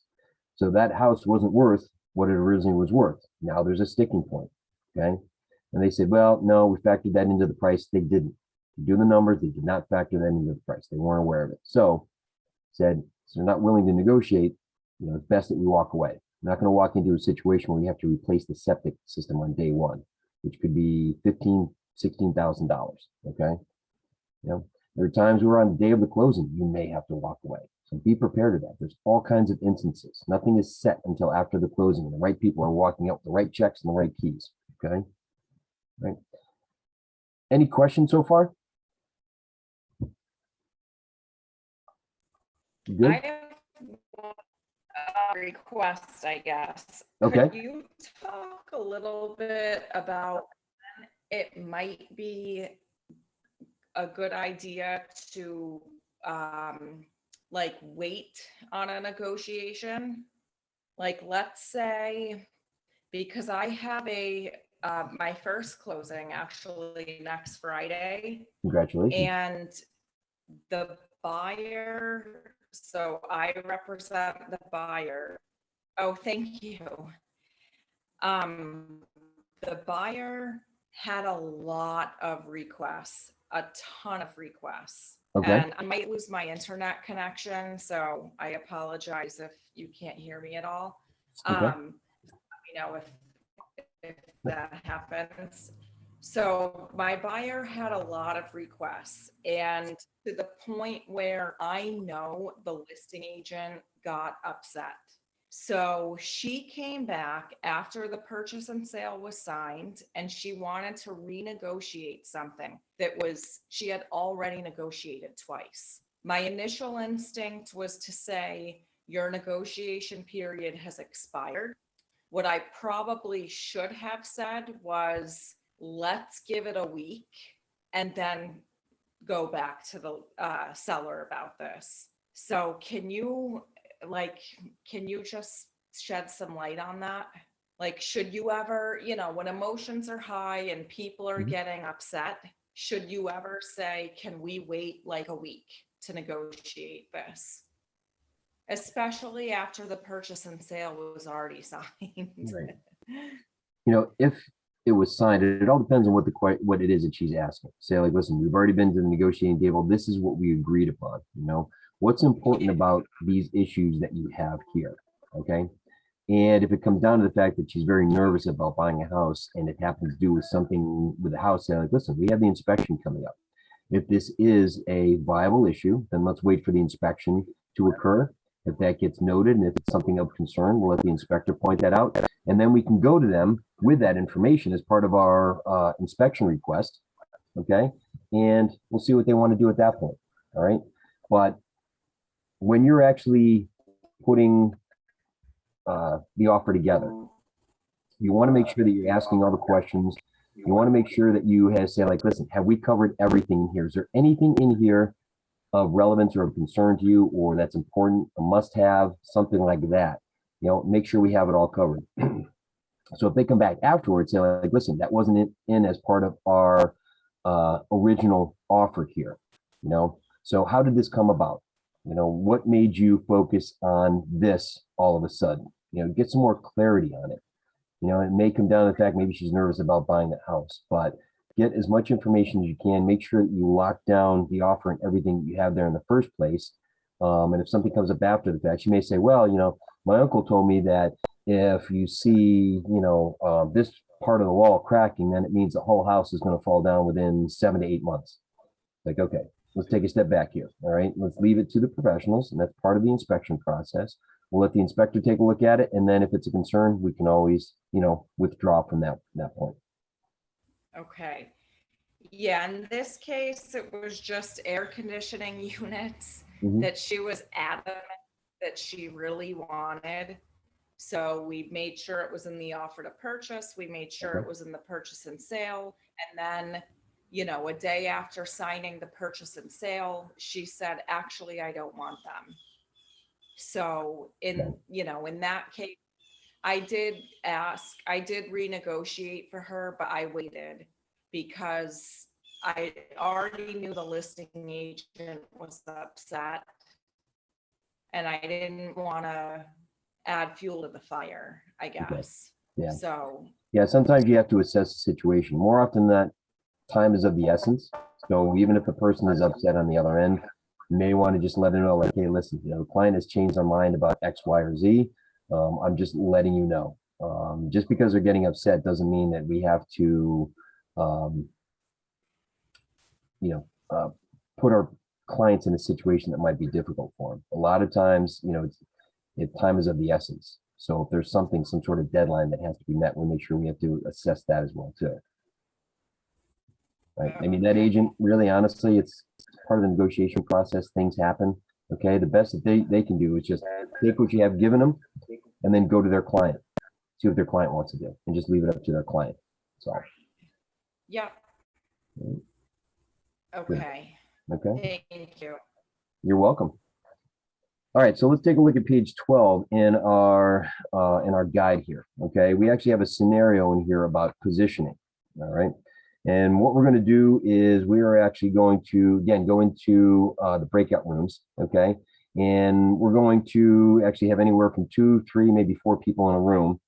And somebody's going to take the buyer agent role. Somebody's going to take the listing agent role after you've read the scenario. All right, and negotiate. See what you can come up with. Right. And then we're going to gather and we're going to say, all right, what were some of the sticking points? What were some of the things that were important to buyer side versus the seller side? Okay, things like that. So we're going to these breakout rooms and let's see here. Let me get this going. So we'll start that off. We'll give ourselves 10 minutes for this as well, too. All right. And we'll go through this. All right. Okay, and we'll see everybody in about 10 minutes.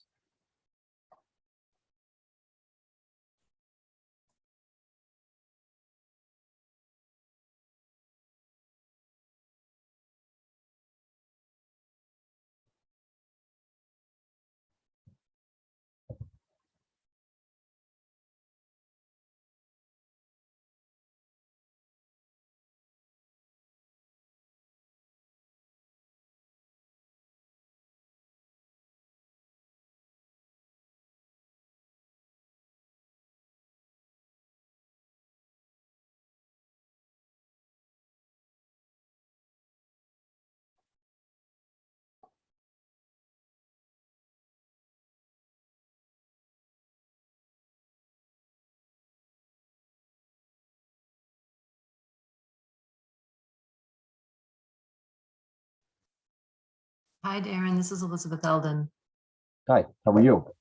Good. I've just sort of fallen into this class by clicking some links from my office email. Okay. So I've literally been here maybe 10 minutes and just curious. It seems to me like this is, I've somehow fallen into something that's in the middle of a bigger thing and wondering how I can start at the beginning. Well, Ignite usually is a month-long course, and it's every business day from 9 to 12 each day. And Ignite is designed to get you into production. It works concurrently with productivity coaching programs in each of the market centers, but it gives you basically the street smarts to get your business going. Okay. We do have a couple more sessions that are left, but if you're looking for replays of the first set of sessions from the beginning of September, if you go to the Keller Williams New England YouTube channel, you'll actually see all of the previous recordings in there right from September 1st. So I am not a new agent. Okay. When I joined Keller Williams about a year and a half ago, I wasn't a new agent, and I think the productivity coach said you don't need to do Ignite. All right. Okay.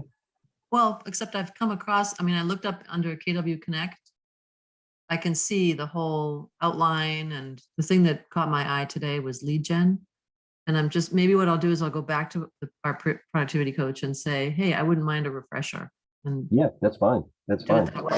Absolutely. Because I'm listening to your presentation. I have all kinds of opinions from experience. Okay. Sure. But doesn't mean that there aren't areas that I could really benefit from a deeper dive. So, okay. Thank you. You're welcome. Yeah. All right. So I'll just circle back with our coach. Sounds good. All right. Bye. All right. Thank you. Yep.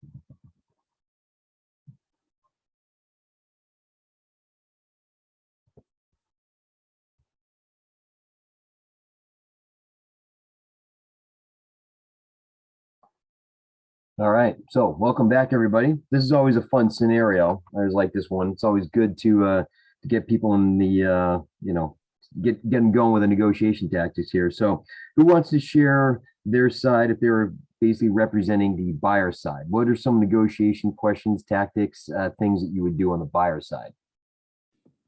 I'll probably say to my buyer, if he's willing, if he cannot do it anymore, that he is offering the 340, I'll probably tell the other agent if the seller is willing to accept my, my offer, so I can have the money to buy my new appliance. Okay, No, that's one of the options for me. sure. Okay. All right, what else? I would assume that this situation assumes that it's an even market, but in today's market, the buyer really doesn't have much negotiation in this situation. But if what we found was that because the seller wants pretty much everything in this situation, that they should accept our offer. Our counter offer was that they should accept our offer, and then we'll release the want or need for the appliances if they want to give it to their daughter and accept the price. Okay. Okay. Yeah, a lot of this depends on the type of market that we're in too. I mean, you could pretty much have this scenario where you have something listed at 350 and it says here 3 offers have been made, but all were below the asking price. Honestly, if it's an agent that's listing the house that just buckled under pressure and put on the market as highest price possible, yeah, you could be in this scenario even in the market that we're in. But yeah, I mean, it's one of these situations that like, look, we're going to hold firm at what our offer is, but what we'll do is we'll take away the contingency of the appliances, something like that. That's perfect. That's good. How about from the listing side, the listing agent side? What are some negotiating tactics, questions, things like that you would employ on that side? I have a question. As the listing agent, if you were questioned, obviously you're going to get a call. Have you had any offers? I was unclear if this was that the offers were rejected or they're still on the table. But would you normally reveal that the offers were under asking? No. Or do you just kind of say there was other offers that were not? How much do you reveal as a listing agent to the buyer agent? Well, think about this. Regarding the offers. If you reveal that we've had offers, but they're all below listing price, okay? What is that saying to this agent that's providing the buyer's offer, right? You're giving them a notification that like, hey, everybody thinks we're overpriced, but let them determine that. The buyer's agent should be doing the work on determining the relative value of the property, okay? And make sure that their client isn't overpaying for something, all right? So what you do is say, like, listen, we had 3 offers that came in, but due to different issues with the contracts, neither one of them was accepted at this point. Right. And kind of this, well, not really, but the same question about the appliances. So if the buyer's agent was just, asking for clarification, as a listing agent, I would assume you would just sort of you wouldn't give details. You wouldn't say, oh, they're giving them to her daughter and this and that. They would just say the appliances are not included and kind of specify what appliances, because this doesn't, Yeah, well, what you may do is, I know in Connecticut, we have a document for inclusions, exclusions, meaning that we would list, what's included, what's excluded in terms of things like appliances and items like that, property like that. And if you list it, say that they are not included, okay, I wouldn't mind putting a note in there saying that, the appliances are actually going to, the seller's daughters. I mean, that's fine. That's fine. It's going to a family member. So in case people say like, well, why aren't the appliances included? That question is going to come up either way. And maybe you put it in just an agent to agent comment saying like, look, the appliances have been, are being passed to, family member. So that's why they're not included. Something like that. There's no harm in that. Okay. Good. Okay. yeah, kind of is a precursor to that question that why question that's going to come up, and why not just put it out there, because it's really not a big deal as to why it's not included. Right. So that answers that. In our scenario, we kind of the buyer and seller agents just kind of negotiated, well, can you leave the stove at least, and negotiated which appliances they might be willing to leave instead of just take them out or not. And then the issue with the price not being asking price is just, as the seller agent, you have to present that to the seller as, you've had other offers that, didn't meet your price, and this is a good one. Yeah. All the other things are matching up. So you encourage them to really think about taking that. Sure. Absolutely. And something, when we present these scenarios, I mean, these are all good. All this information is really good. When we present these, there's no right or wrong answer, and there may be an agent on one side of the transaction who gets very creative in terms of the answer that they come up with, a solution. But as long as it works for both parties, then that's fine. That's fine. And like I said, there's no right or wrong answer. But think about it. It's like, okay, what can we do to move this forward? Is somebody really going to kill this deal over a microwave or a stove, right? Is that really that important? Let's take a step back and let's use common sense here, right? And then come up with a solution. Usually there's some sort of solution that comes in, and move on from there, right? But you can get very creative when you do this. That's good. That's good. Excellent. All right. So now what we're going to do is we're going to talk about counter tactics. All right. What are counter tactics? All right. So what we're going to do is we're going to take a look at, let's see here. You have, if you have this in your books here, let's see. Yep, actually you do have it on page 13, okay? On page 13, we actually have the counter tactics, all right? We're taking a look at that.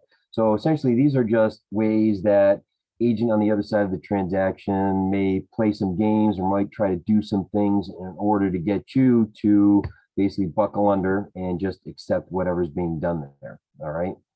So when you take a look at page 13, all right, there's 3 different tactics that are on there, okay? There's things in there. There's nibbling, there's hot potato, and good guy, bad guy.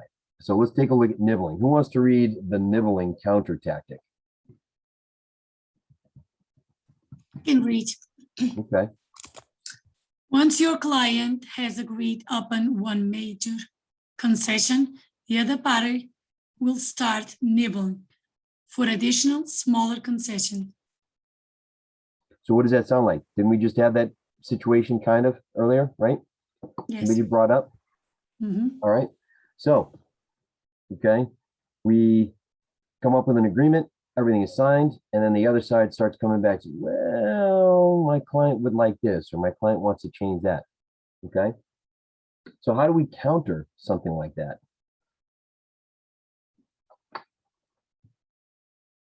How do we counter that counter tactic? Well, if they're giving in on something major, and the other side is starting to nibble for smaller things, you just say, look, we gave in on this, it's a pretty big deal. We're not gonna, we're not prepared to make any other concessions. This is where we're at. Yeah. Good. Yeah, absolutely. That's one way you could do it. Another thing is too, is say, listen, it also depends on type of market that we're in, right? We just came out of a seller's market, or at least we might be coming out of a seller's market.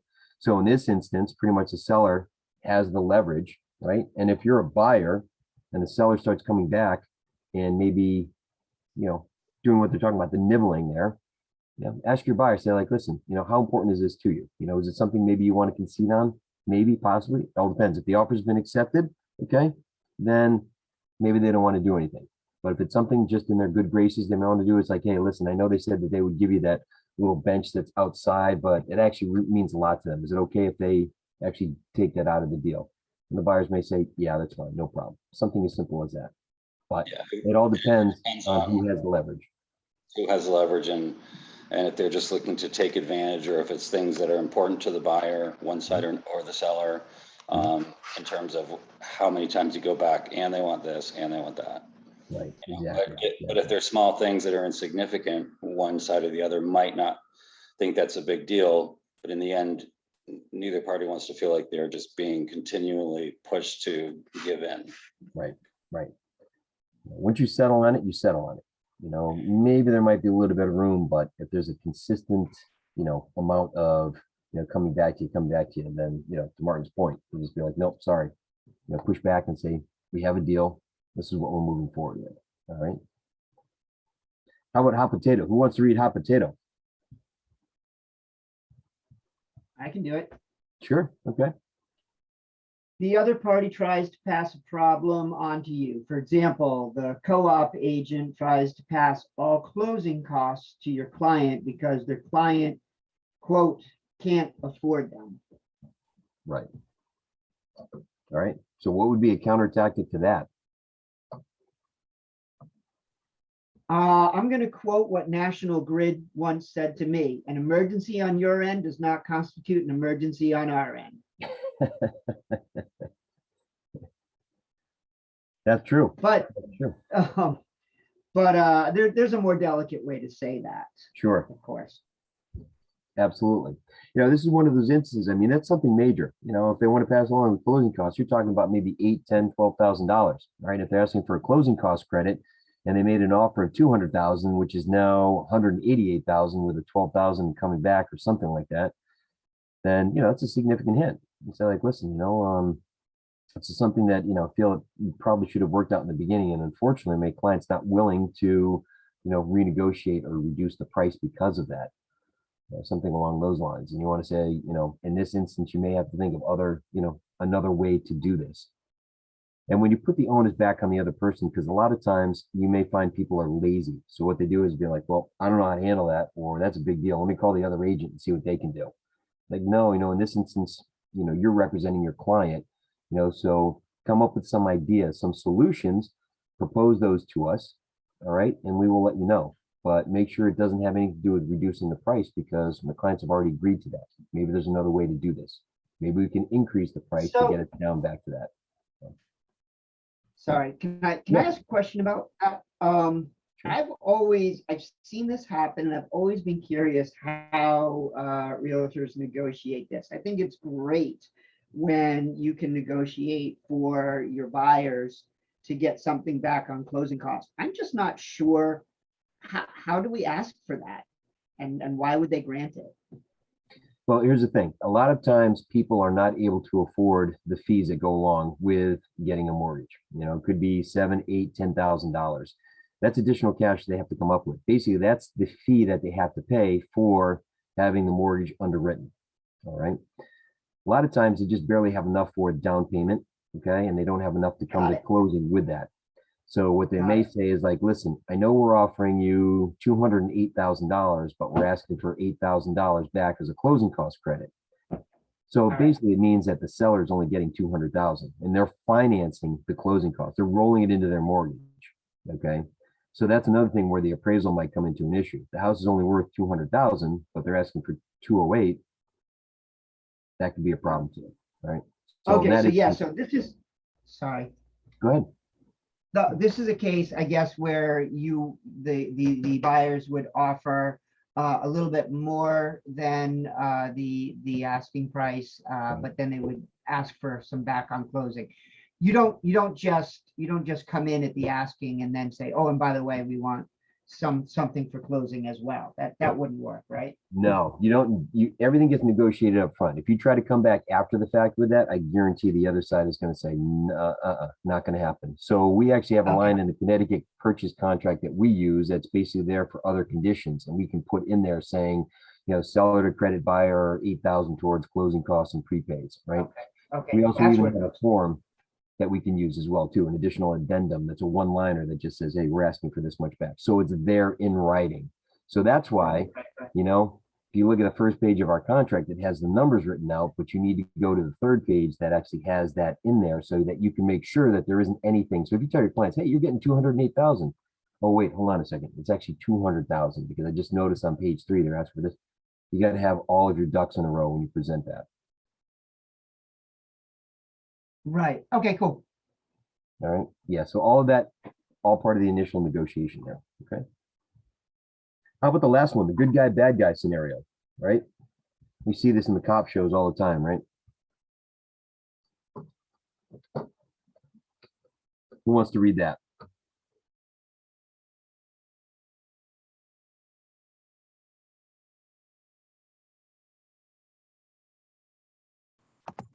I can read it. Perfect. Thank you. Two people working together, as example, a husband and wife, will take on opposing roles. One appears friendly and considerate while the other behaves in a difficult or aggressive manner. Think of a typical car salesman, good guy, who says he's his manager, the bad guy, won't let him reduce the price any further. Okay.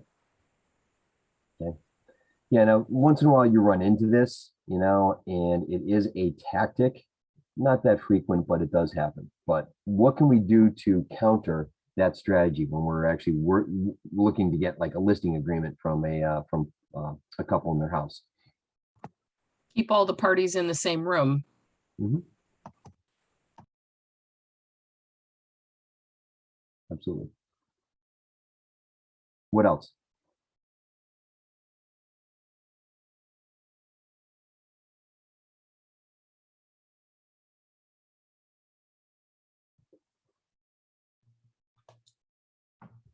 Making sure you communicate with all parties. So even though she said, just to expand on what she just said, you know, like rather than, you know, I've had people before try to take their spouse or person off of the three-way text message to try to push me, and then I'll put the spouse back on, or and then I'll even say, you know, I appreciate, you know, if we keep this between, you know, in a three-way, you know, please keep them on the email so that we always are all together on the same page. Right.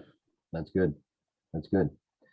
Yeah, one of the things that you want to dive into is a person who's being the bad guy or the bad cop in that situation. Start diving into what's holding them back. You know, when we are working on our listing objections and we're sitting across that table, all right, and we're handling each one of those objections, and we're saying, well, you know, I understand that you think my commission is high, but okay, and I understand that you think the price was too low. Here's our strategy, things like that. We're working through that. So if there is somebody that tends to be a real, you know, pain who is driving force behind that, stop and address them directly. Say, like, listen, seems like you may have an issue with some of the things we're talking about. So tell me, what's bothering you at this point? What are some questions that you have for me about this? Yeah, I think it's really about directing it towards the one who's being resistant and the bad guy, and quelling their fears and answering their questions and having an answer to every question, or finding some solution to every problem that they can come up with. Right. And, you know, and whether that solution is just, well, we can continue to talk pricing strategy, or we can continue to talk about concessions here or there, and not being so firm that they can use that to fight back, and always saying, like, let's find some flexibility between everything we're talking about, and just reinforcing that you're working for them. You want to do what's right by them, but that's going to take some give and take, and just kind of reinforcing that. But you do have to direct that towards the bad guy. Obviously, you're not going to leave the other party out, but you're not going to get anywhere until you massage that relationship with the person who's being the bad guy. Yeah, absolutely. You know, address it with them directly. You know, make sure you get that out of the way, because if you don't, and they sign with you, that's going to come up down the road. That's going to be an issue, a sticking point that comes up, and they're going to bring it back. You know, it's just like if you had a friend and something bad happened like 15 years ago, and they still continue to bring it up or something like that. That's what that situation is going to be like, where if it's the house isn't selling, it's like, well, see, I told you, blah, blah, blah. Just get that out in the open, right? Make sure that you have that addressed. Reach out to that person directly when you do that. So, yep, that's good. That's good. Yep. All right. So how do we match this up here? So let's take a look at, we've got the three tactics on the left-hand side and the counter tactics. We want to match one with the other. So if we take a look at A, ask for a concession in return before agreeing to any further concessions. Okay, which tactic does that address?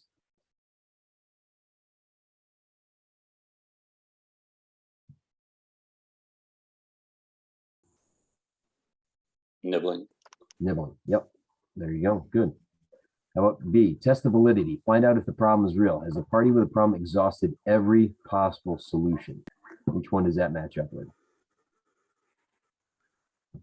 Hot potato. Yep. Hot potato. Absolutely. Call them on their game. If it continues, then attribute what the bad guy says to the good guy, since they're on a tag team anyway. This likely will diffuse the tactic because you now have two bad guys. All right. That's obviously the good guy, bad guy scenario. Yeah. Just address it. Call them out directly. Right.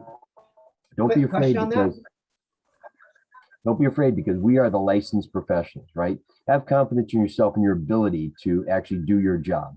If there are people that are just going to be difficult to work with, don't work with them, right? You can be selective just like they can be. And sometimes you can see it coming down the road. You'll be working, you have an appointment with somebody, you can see that even if they sign with you, it's not going to go well. And if that's the case, then, cut your losses, say like, listen, I appreciate the time. Thank you very much. But I don't think that this is actually a relationship that would work for both of us. So thank you for your time. I appreciate it. Good luck with everything. Don't be afraid to So say that. question? Sorry. Okay. So test the validity. In the case of this scenario where they say that they can't afford the closing costs, Right. how would you find out if that's valid or not? Have them go back and talk to the lender. Okay, the lender, everybody has their role and their responsibility in the deal. Okay, so I would talk to the agent and say, like, listen, double check everything with the lender. All right, the lender actually put them in this particular loan, has seen all of their finances, has been doing the underwriting. Okay, and if there's an issue with that, talk to the lender and see if maybe there is truth to that. Okay, or see if there's a solution on their end that they might be able to employ that's going to help them with that. But we can't talk to their lender as the listing As a listing agent. agent, no. But honestly, if you're dealing with somebody who's really not familiar with the process and everything going on, say like, listen, this is probably a question that's not for me, but more for your client's lender. So I would address that and talk to them and see if they can help you out. So we just have to trust that they're telling the truth in this case. Unless you have a reason to believe that they aren't, something directly that they are lying to you, and it happens, okay, then there's not much you can do. You have to take their word for it. We're not in the Okay. business of being private investigators and digging into everything. Right. I mean, that's their client. If I were a buyer's agent and I found out that the listing agent was calling my client's lender to validate information, okay, that personally would infuriate me. But I would have that Sure. conversation with the listing agent saying like, listen, you have your role with your clients. We have our role. If you have concerns, address them to me and we'll go from there. Plus, I would think there's some confidentiality with the lender to the buyer. Absolutely. Well, so. Absolutely. Okay, thanks. Yep, sure. Thank you. Mhm. All right, so now we're going to work on putting the 3 Ps into practice. Okay, so what we have here is we have another last scenario. So if you guys go to page 14 in your guidebook, I believe that's what it is. Yep, page 14. All right, we're going to go into the breakout rooms, the last one for the day, and we're actually going to incorporate everything that we've learned today. All right, so we've got a buyer agent role and a listing agent role. All right, we're basically going to work on negotiating and coming up with a counter offer.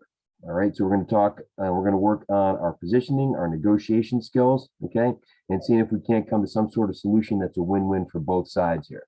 All right, so we'll go in the breakout rooms again for another 10 minutes, and then we'll come back. We'll find out how everybody made out here. All right, so give ourselves 10 minutes, 11:23 to 11:33 then. All right.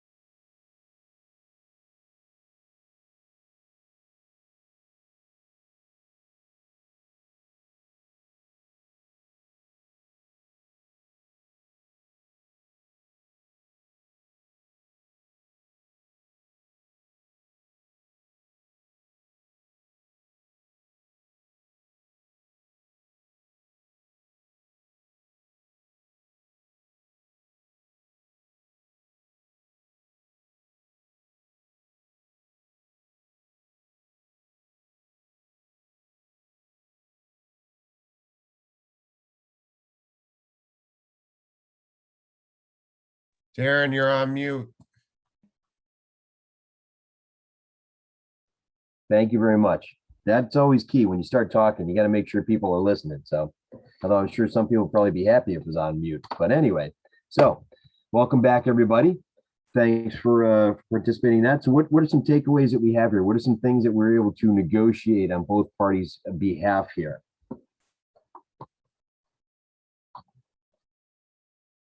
I guess probably what I should ask too is just, did everybody get a chance to actually create a win-win situation here? Yeah, I mean, so we just kind of focused on like the hot potato, which is the need for a quick closing date. And, you know, yeah, they've got a lower price offer, and they have some other offers that are still on the table, but you know, the buyers can't come up because they're at the top of their budget. So what can you do to negotiate as the, you know, seller agent? Like, okay, this is really going to work out well for you in terms of your closing needs. And if you take one of those other offers that might be a little bit higher, if you have to, you know, delay the closing, it could end up costing you more in the long run.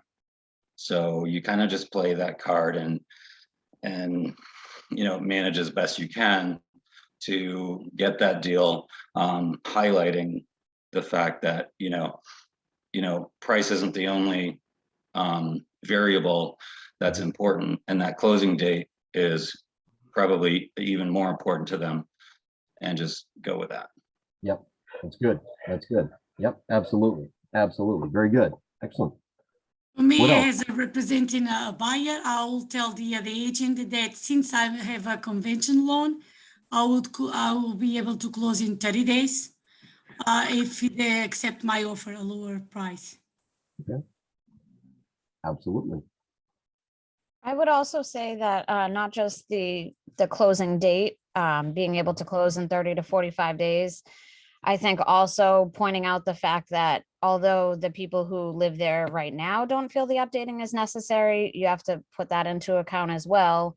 My buyers are willing to accommodate your needs as far as the date, the closing date. There's no home sale contingency, and maybe throw in a co-broke cover letter explaining that as the cooperating agent, you will be paying attention to dates, keeping track of everything, cooperative and responsive to everything, and get it on the road to smooth closing. Those are all good. Yeah, absolutely. Absolutely. Very good. What else? Anybody come up I with think anything time, different? I think time is of the essence. So, I mean, if you could get, you know, your finances in order before the 30 days, that's the main goal in this whole thing, I think. Yeah. Yeah, I've seen people actually purchase a home with a home equity line of credit. Absolutely. Absolutely. Yep. Yeah, I've seen people, you know, withdrawn from their 401k to pay for the house and then take out the home equity line because it was a quick purchase and quick timing there. So yeah, absolutely. There's a whole bunch of different things. You know, if I'm on the seller side, say like, listen, you know, we're considering your offer. Is there any way that you can your client can come up a little bit higher, and would they be able to meet that closing date within 30 days, something like that? You know, and if I'm the buyer's agent, you know, I may come back and say like, well, you know, at the top of their budget. However, if you want to close that quickly, then can you leave the, you know, I keep thinking the appliances, but maybe there's something that you can ask for on that side and too. But there'd be more details that we would need to understand. You know, how close are the buyers to the top of their budget? Do they have any room? Do they have any cash that they could potentially put down for the sellers? That 45-day date. You know, is there, you know, any wiggle room in that? A lot of different things like that. A lot of different things that can come into play. If we have to close afterwards, can the buyers like rent, you know, for a little bit of time? There's a bunch of different considerations. We'd have to get more details on that, but at least we're thinking, at least we're exploring what's there. And again, we're trying to make it so that it's a win-win for both sides, right? Both parties here. And you could also offer, since they're in a hurry to move for a job, you could also say, leave whatever it is that you don't want, only move the things that you're taking with you. We'll handle the disposal of whatever you leave. Sure. that might be appealing to someone. Absolutely. Absolutely. Have that discussion with the other agents and like, look, what's something that we can do to make their lives a little easier, something like that. But again, it all depends on who has the leverage and the type of market that it's in too. But that's a great point right there. That's really good. Yeah, and you'll see there are plenty of ways that you can get creative in terms of keeping a deal together. And that's ultimately what we want to do. If it's in their best interest to keep the deal together, then let's work on it. Let's come to some sort of conclusion. I've worked with several agents who are fantastic. At the end, we always say, it's refreshing to actually be able to talk like an adult with the other agent and to work together and to keep deals together and to work through things, right? You may know that your client's a little unreasonable, but you have to talk with the other agent and say, like, listen, you may go through a little hiccups here, but work with us here. We'll get through it, right? Have those discussions, let them know ahead of time. But when you have those experiences with really good agents, you never forget them. You know who they are, and it's always a privilege to be able to work with them again, right? And also, it's a good idea to try to recruit them to KW to build our downline as well too. Can't forget that, right? So, all right. So, what are some basically ahas and some takeaways that we have from today? Is there anything that anybody learned today that stood out? Something that was basically, something they're going to take with them going forward? Communication is major importance because you need to know where people are coming from, and you can't really make decisions on what's important to them. Only they can tell you that. And how do we get that that information? Open-ended questions. There you go. Yeah, absolutely. What else? Yeah, and I think just for me, all of these sessions with the breakouts and actually going through all of these scenarios was really helpful, as I'm brand new to this, and just running through those and the scenarios and how to diffuse situations with buyers, and it all comes down to, like Brenda said, communication and talking to whoever you're working with. Mm-hmm. Yeah, along with that communication, lay out the expectations and the boundaries for working with them too. Let them know ahead of time. I always tell people, like, put together a letter saying, like, look, this is me and this is how I operate with my business, right? And don't ever be afraid, to, put those boundaries out there, because, either you set the tone or the client sets the tone. And if the client sets the tone, they're going to be walking all over you. So you want to make sure that you get that out in the open, and people are not going to leave you because you lay out ground rules, okay? We actually have a very successful agent in Connecticut. Okay, she's got a thriving business, and she specifically says in her voicemail, I work Monday through Friday, 9 to 5. If you call me after 5, I will get back to you after 9 the next day. I only work in the mornings on Saturday, and I have Sunday off. But she's a very successful agent. Says it right there. And sure enough, she follows it, right? Absolutely. But she's successful, hasn't lost any clients because of it. People appreciate that. So They actually really do appreciate that. So they know that you've got a time frame in which you'll get back to them and you're not going to leave them hanging. It just so happens after 5 o'clock during the week, that's their time, and not to expect it. And it is about setting expectations, and people genuinely want to hear that. Right. Exactly. Yeah. Exactly. And, if clients contact you and say, like, listen, I can meet tomorrow at 10 o'clock or Saturday at 9 o'clock. Those are the 2 open slots that I have. Which one works for you, right? You're laying out that expectation. You're going to meet on my schedule. They pick one or the other, right? But if you say to them, like, listen, I'm wide open. You let me know when it works for you. I got nothing going on. Right? Which one's going to be more professional? You're not going to scare anybody away by putting in those parameters. They appreciate that. So, absolutely. We got a question here. Would you have these discussions at the open house or when preparing an offer to submit? Jennifer, what kind of discussions are you talking about? Just out of curiosity. Like the negotiations, I guess, when you're trying to work with the buyer and the seller. Like if you're with the buyer, would you ask that at the open house, or would you like try and find out afterwards? I'm trying to figure out when these conversations would be, so that, because if you're competing, then I guess you have to consider that too. Generally what you want to do is just reach out to the listing agent. An open house is probably not the right time to do it. Okay. Attention is all over the place, but I would have a conversation with them, say like, listen, you mind if I chat with you about, you're listing at 123 Main Street. My clients are interested, but we've got a couple of questions just about. Oh, okay. So you could set it up that way. Okay, great. Yeah. Yeah, when you're at an open house, if you're the agent at the open house, you want your attention on everyone and anyone that's coming in and through the house, and you don't want to stop and have discussions because you're avoiding clients or potential clients that could be coming through. And there's a time and a place for that. Some advice that I've gotten from other agents in our market center, considering the way the market is now and where sometimes it's a multiple offer situation. They had said that a good thing to do is if your clients are extremely interested, to call the listing agent and just say, I have buyers that are motivated. They're very interested in your property. Now, what would our offer have to look like in order for it to be accepted? And now, is that an appropriate way to say it? Yeah, it's a very fine line, say, because basically what you're doing is like, you're basically asking, well, where do we have to be in order to win this, this offer? And a lot of times, especially if you're dealing with a seasoned agent, we just say like, listen, put your best foot forward. All right. And either we're going to do best and final by tomorrow at noon, which means that like, there's no room. You either put your best and final offer ahead of us, or there's nothing to it. Or they may say like, listen, my client, just looking obviously for the best price, and they're hoping to close by November.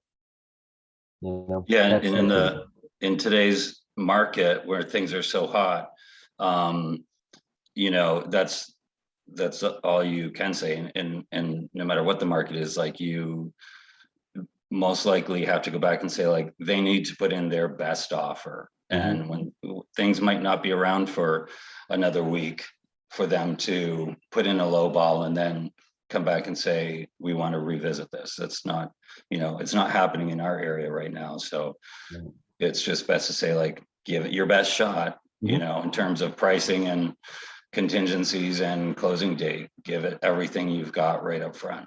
Yeah.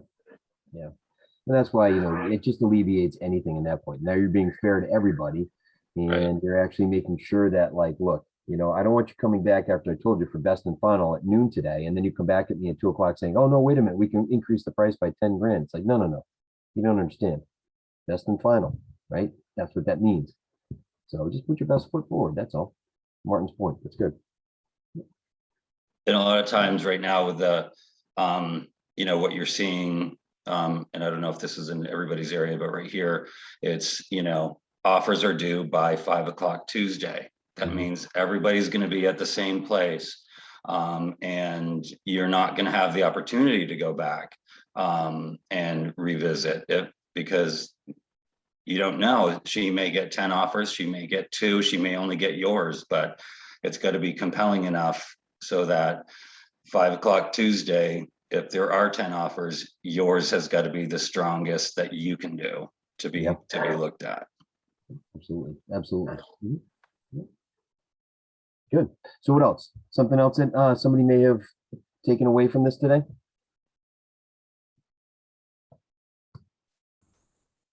My aha is to continually refer to the motivation. I like that a lot. You can use that in so many instances. Always revisit that. When they start to lose focus, get them back on track, saying, well, you did say that you wanted to be with your grandkids in Wyoming by Thanksgiving. Isn't that right? Is this helping or hurting the situation by complaining that there's a crack over the doorway, which we knew about ahead of time anyways, right? Are you prepared to hold up the deal and hold up your eventual visit with your grandkids because of this? Things like that. Keep them focused, keep them on track. All right. So with some of the things that we should be focusing on a day-to-day basis, we always talk about daily success habits, right? And I talked earlier about taking consistent action. What we want to do is we want to make sure that we are doing something every single day. Now, right here, they give you a plan for each week about adding 10 contacts per day, having 10 conversations a day, 10 handwritten notes, 10 home previews, right? It could be this, it could be other things, But just make sure that you're out there and you're doing a combination of prospecting and marketing every single day, or have a day dedicated to one or the other as you do this, right? Biggest thing that you'll learn is that by being out there and people start to remember you as the real estate specialist, okay? You know, the more that you do that, the more they're going to see that, the bigger that connection is going to be. It takes time for that to settle in. It takes time for that to settle in. First 8 to 10 times they see it, it's not going to click. Then it becomes top of mind. All right. So have those conversations, talk to people, post things in social media, whatever it is that you do. Okay. Do it on a daily basis. Right? So scripts are the other thing. All right. I can attest to the fact that scripts pretty much will make or break your business. Okay. We practice scripts twice a day, every single day in our market center. And the reason for that is because this has to be a daily habit for everyone. And you say like, well, I don't want to sound like a telemarketer. I don't want to sound scripted.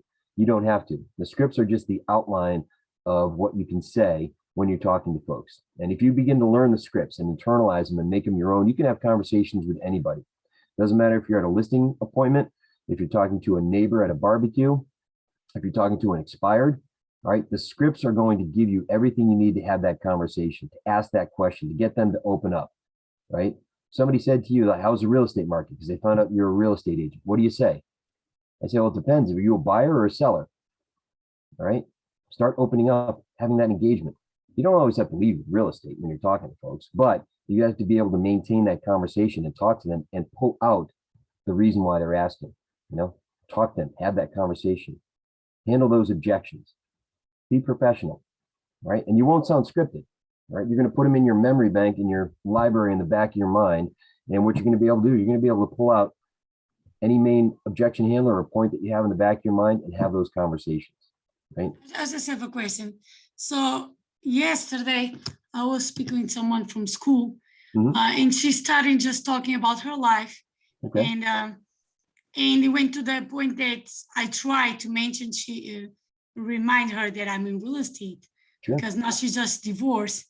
How can I just pull that without forcing and without looking that I want to help, without for her to think, oh, she just wanted to get a deal? How can I put that together? Well, it doesn't have to be the first thing you bring up, because you're going to be avoided like that salesperson that is the family member that every time you go to, you know, family get together, they're always trying to sell you something. You know, you could say we're salespeople, but we're more consultants and everything else. So just working into a conversation if you can. Now, if you're talking to somebody and they're mentioning that their dog just passed away or something like that, then obviously it's not the time to do it. Don't worry about it. All right. You don't have to bring it up in every conversation, but when you're talking, just look for things that you can use in that conversation. So pattern interrupts are great ways of getting the word out or reminding people you're in real estate. I was talking to somebody, she actually works third shift in a hospital. Okay. And she always have, you know, some other folks that work in the hospital walk past her, ask her how she's doing. She says good, and then move on and blah, blah, blah. It is what it is. It's a standard routine. You know, we always have those automatic responses. So I said, next time they ask you how you doing, say terrible. I said, well, why would I say terrible? Like, because we right now are in the hottest selling market possible. You're working with buyers. You can't find them homes. Somebody says, hey, you know, Hallie, how you doing? How's everything going? Oh, terrible. Whoa, they stop in the tracks. Well, what do you mean? Well, you know that I'm in real estate, right? And you know how hot this market is. I mean, you can't find enough sellers and not enough inventory. I'm trying to draw out listings as much as possible. And I got a backlog of buyers that can't seem to get an offer on a house. They're putting in 2, 3, 17 offers here, you know? Now that opens up conversations. You're like, wow, okay, tell me more. Everybody wants to talk real estate, right? So think of things like that. You know, but the thing is, I'm new, so okay. She knows I'm new. Okay, that's I fine. have a potential buyer that I mentioned her, but I still new, so she knows I don't have too many business yet. I'll just ask her, you know, say, hey, tell me, how's work going with you? Oh, great, you know, this, that, the other thing, you know, how about you, right? They're going to reciprocate. Well, I say, hey, listen, I'm getting my real estate career off the ground. I'm learning a lot, and I'm really getting things going, you know, and really starting to get the momentum going. So if you know of anybody, because now's a great time to buy or sell, you got pretty good, you know, numbers out there, let me know. I'd love to be able to help them out. Or you could even say, listen, you know, I'd love, you know, for you to help me get my business going. That would be fantastic. You could just put anything and everything out there and then just drop it. Just drop it. Thank you for the tips. That's good. Thank you. Mhm. Absolutely. But I will tell you, scripts, the more that you read them, the more that you understand them, the more that you internalize them and learn them, you're going to surprise yourself. You'll be sitting there at that listing appointment. You're like, holy crap, did I just say that? Did they just sign with me because I just handled that objection? Yeah, you did. You know more than you realize, but the scripts, it's going to be your key. That's the number one tool that you have there. All right.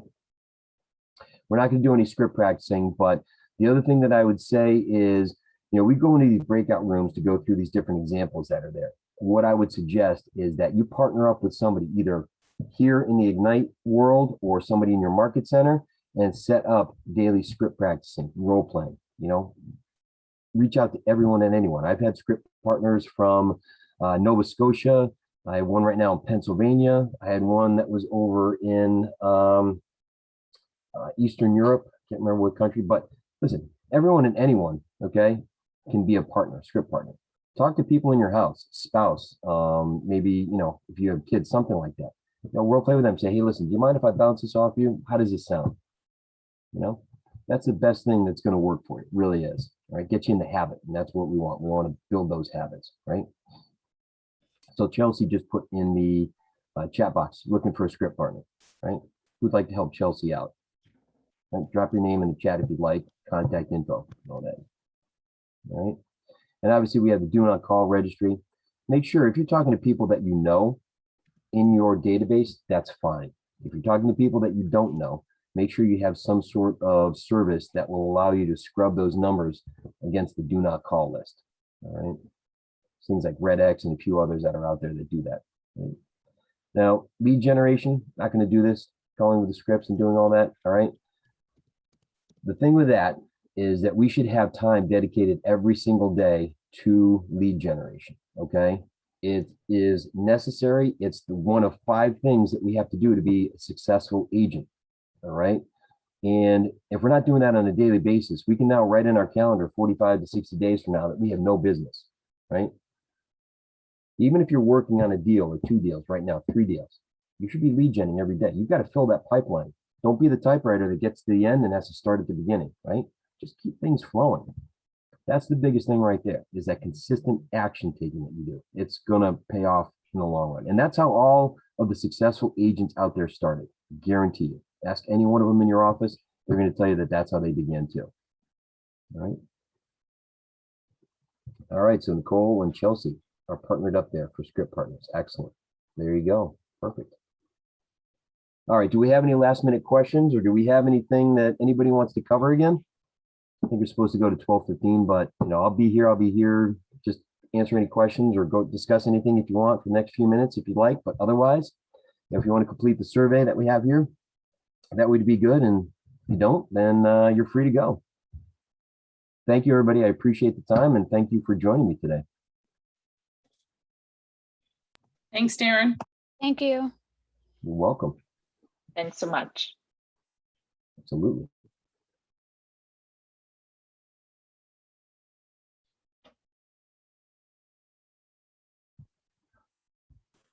Thank you. You're welcome.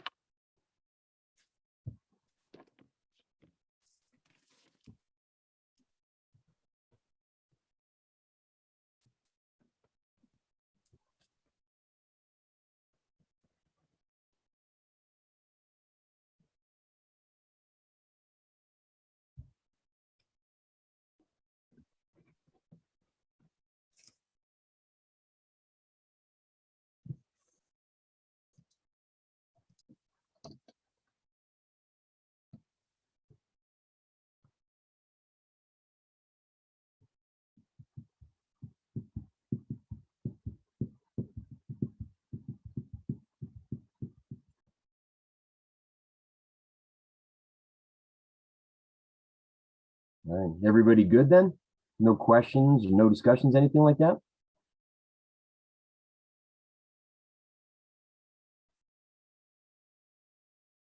Okay. All right.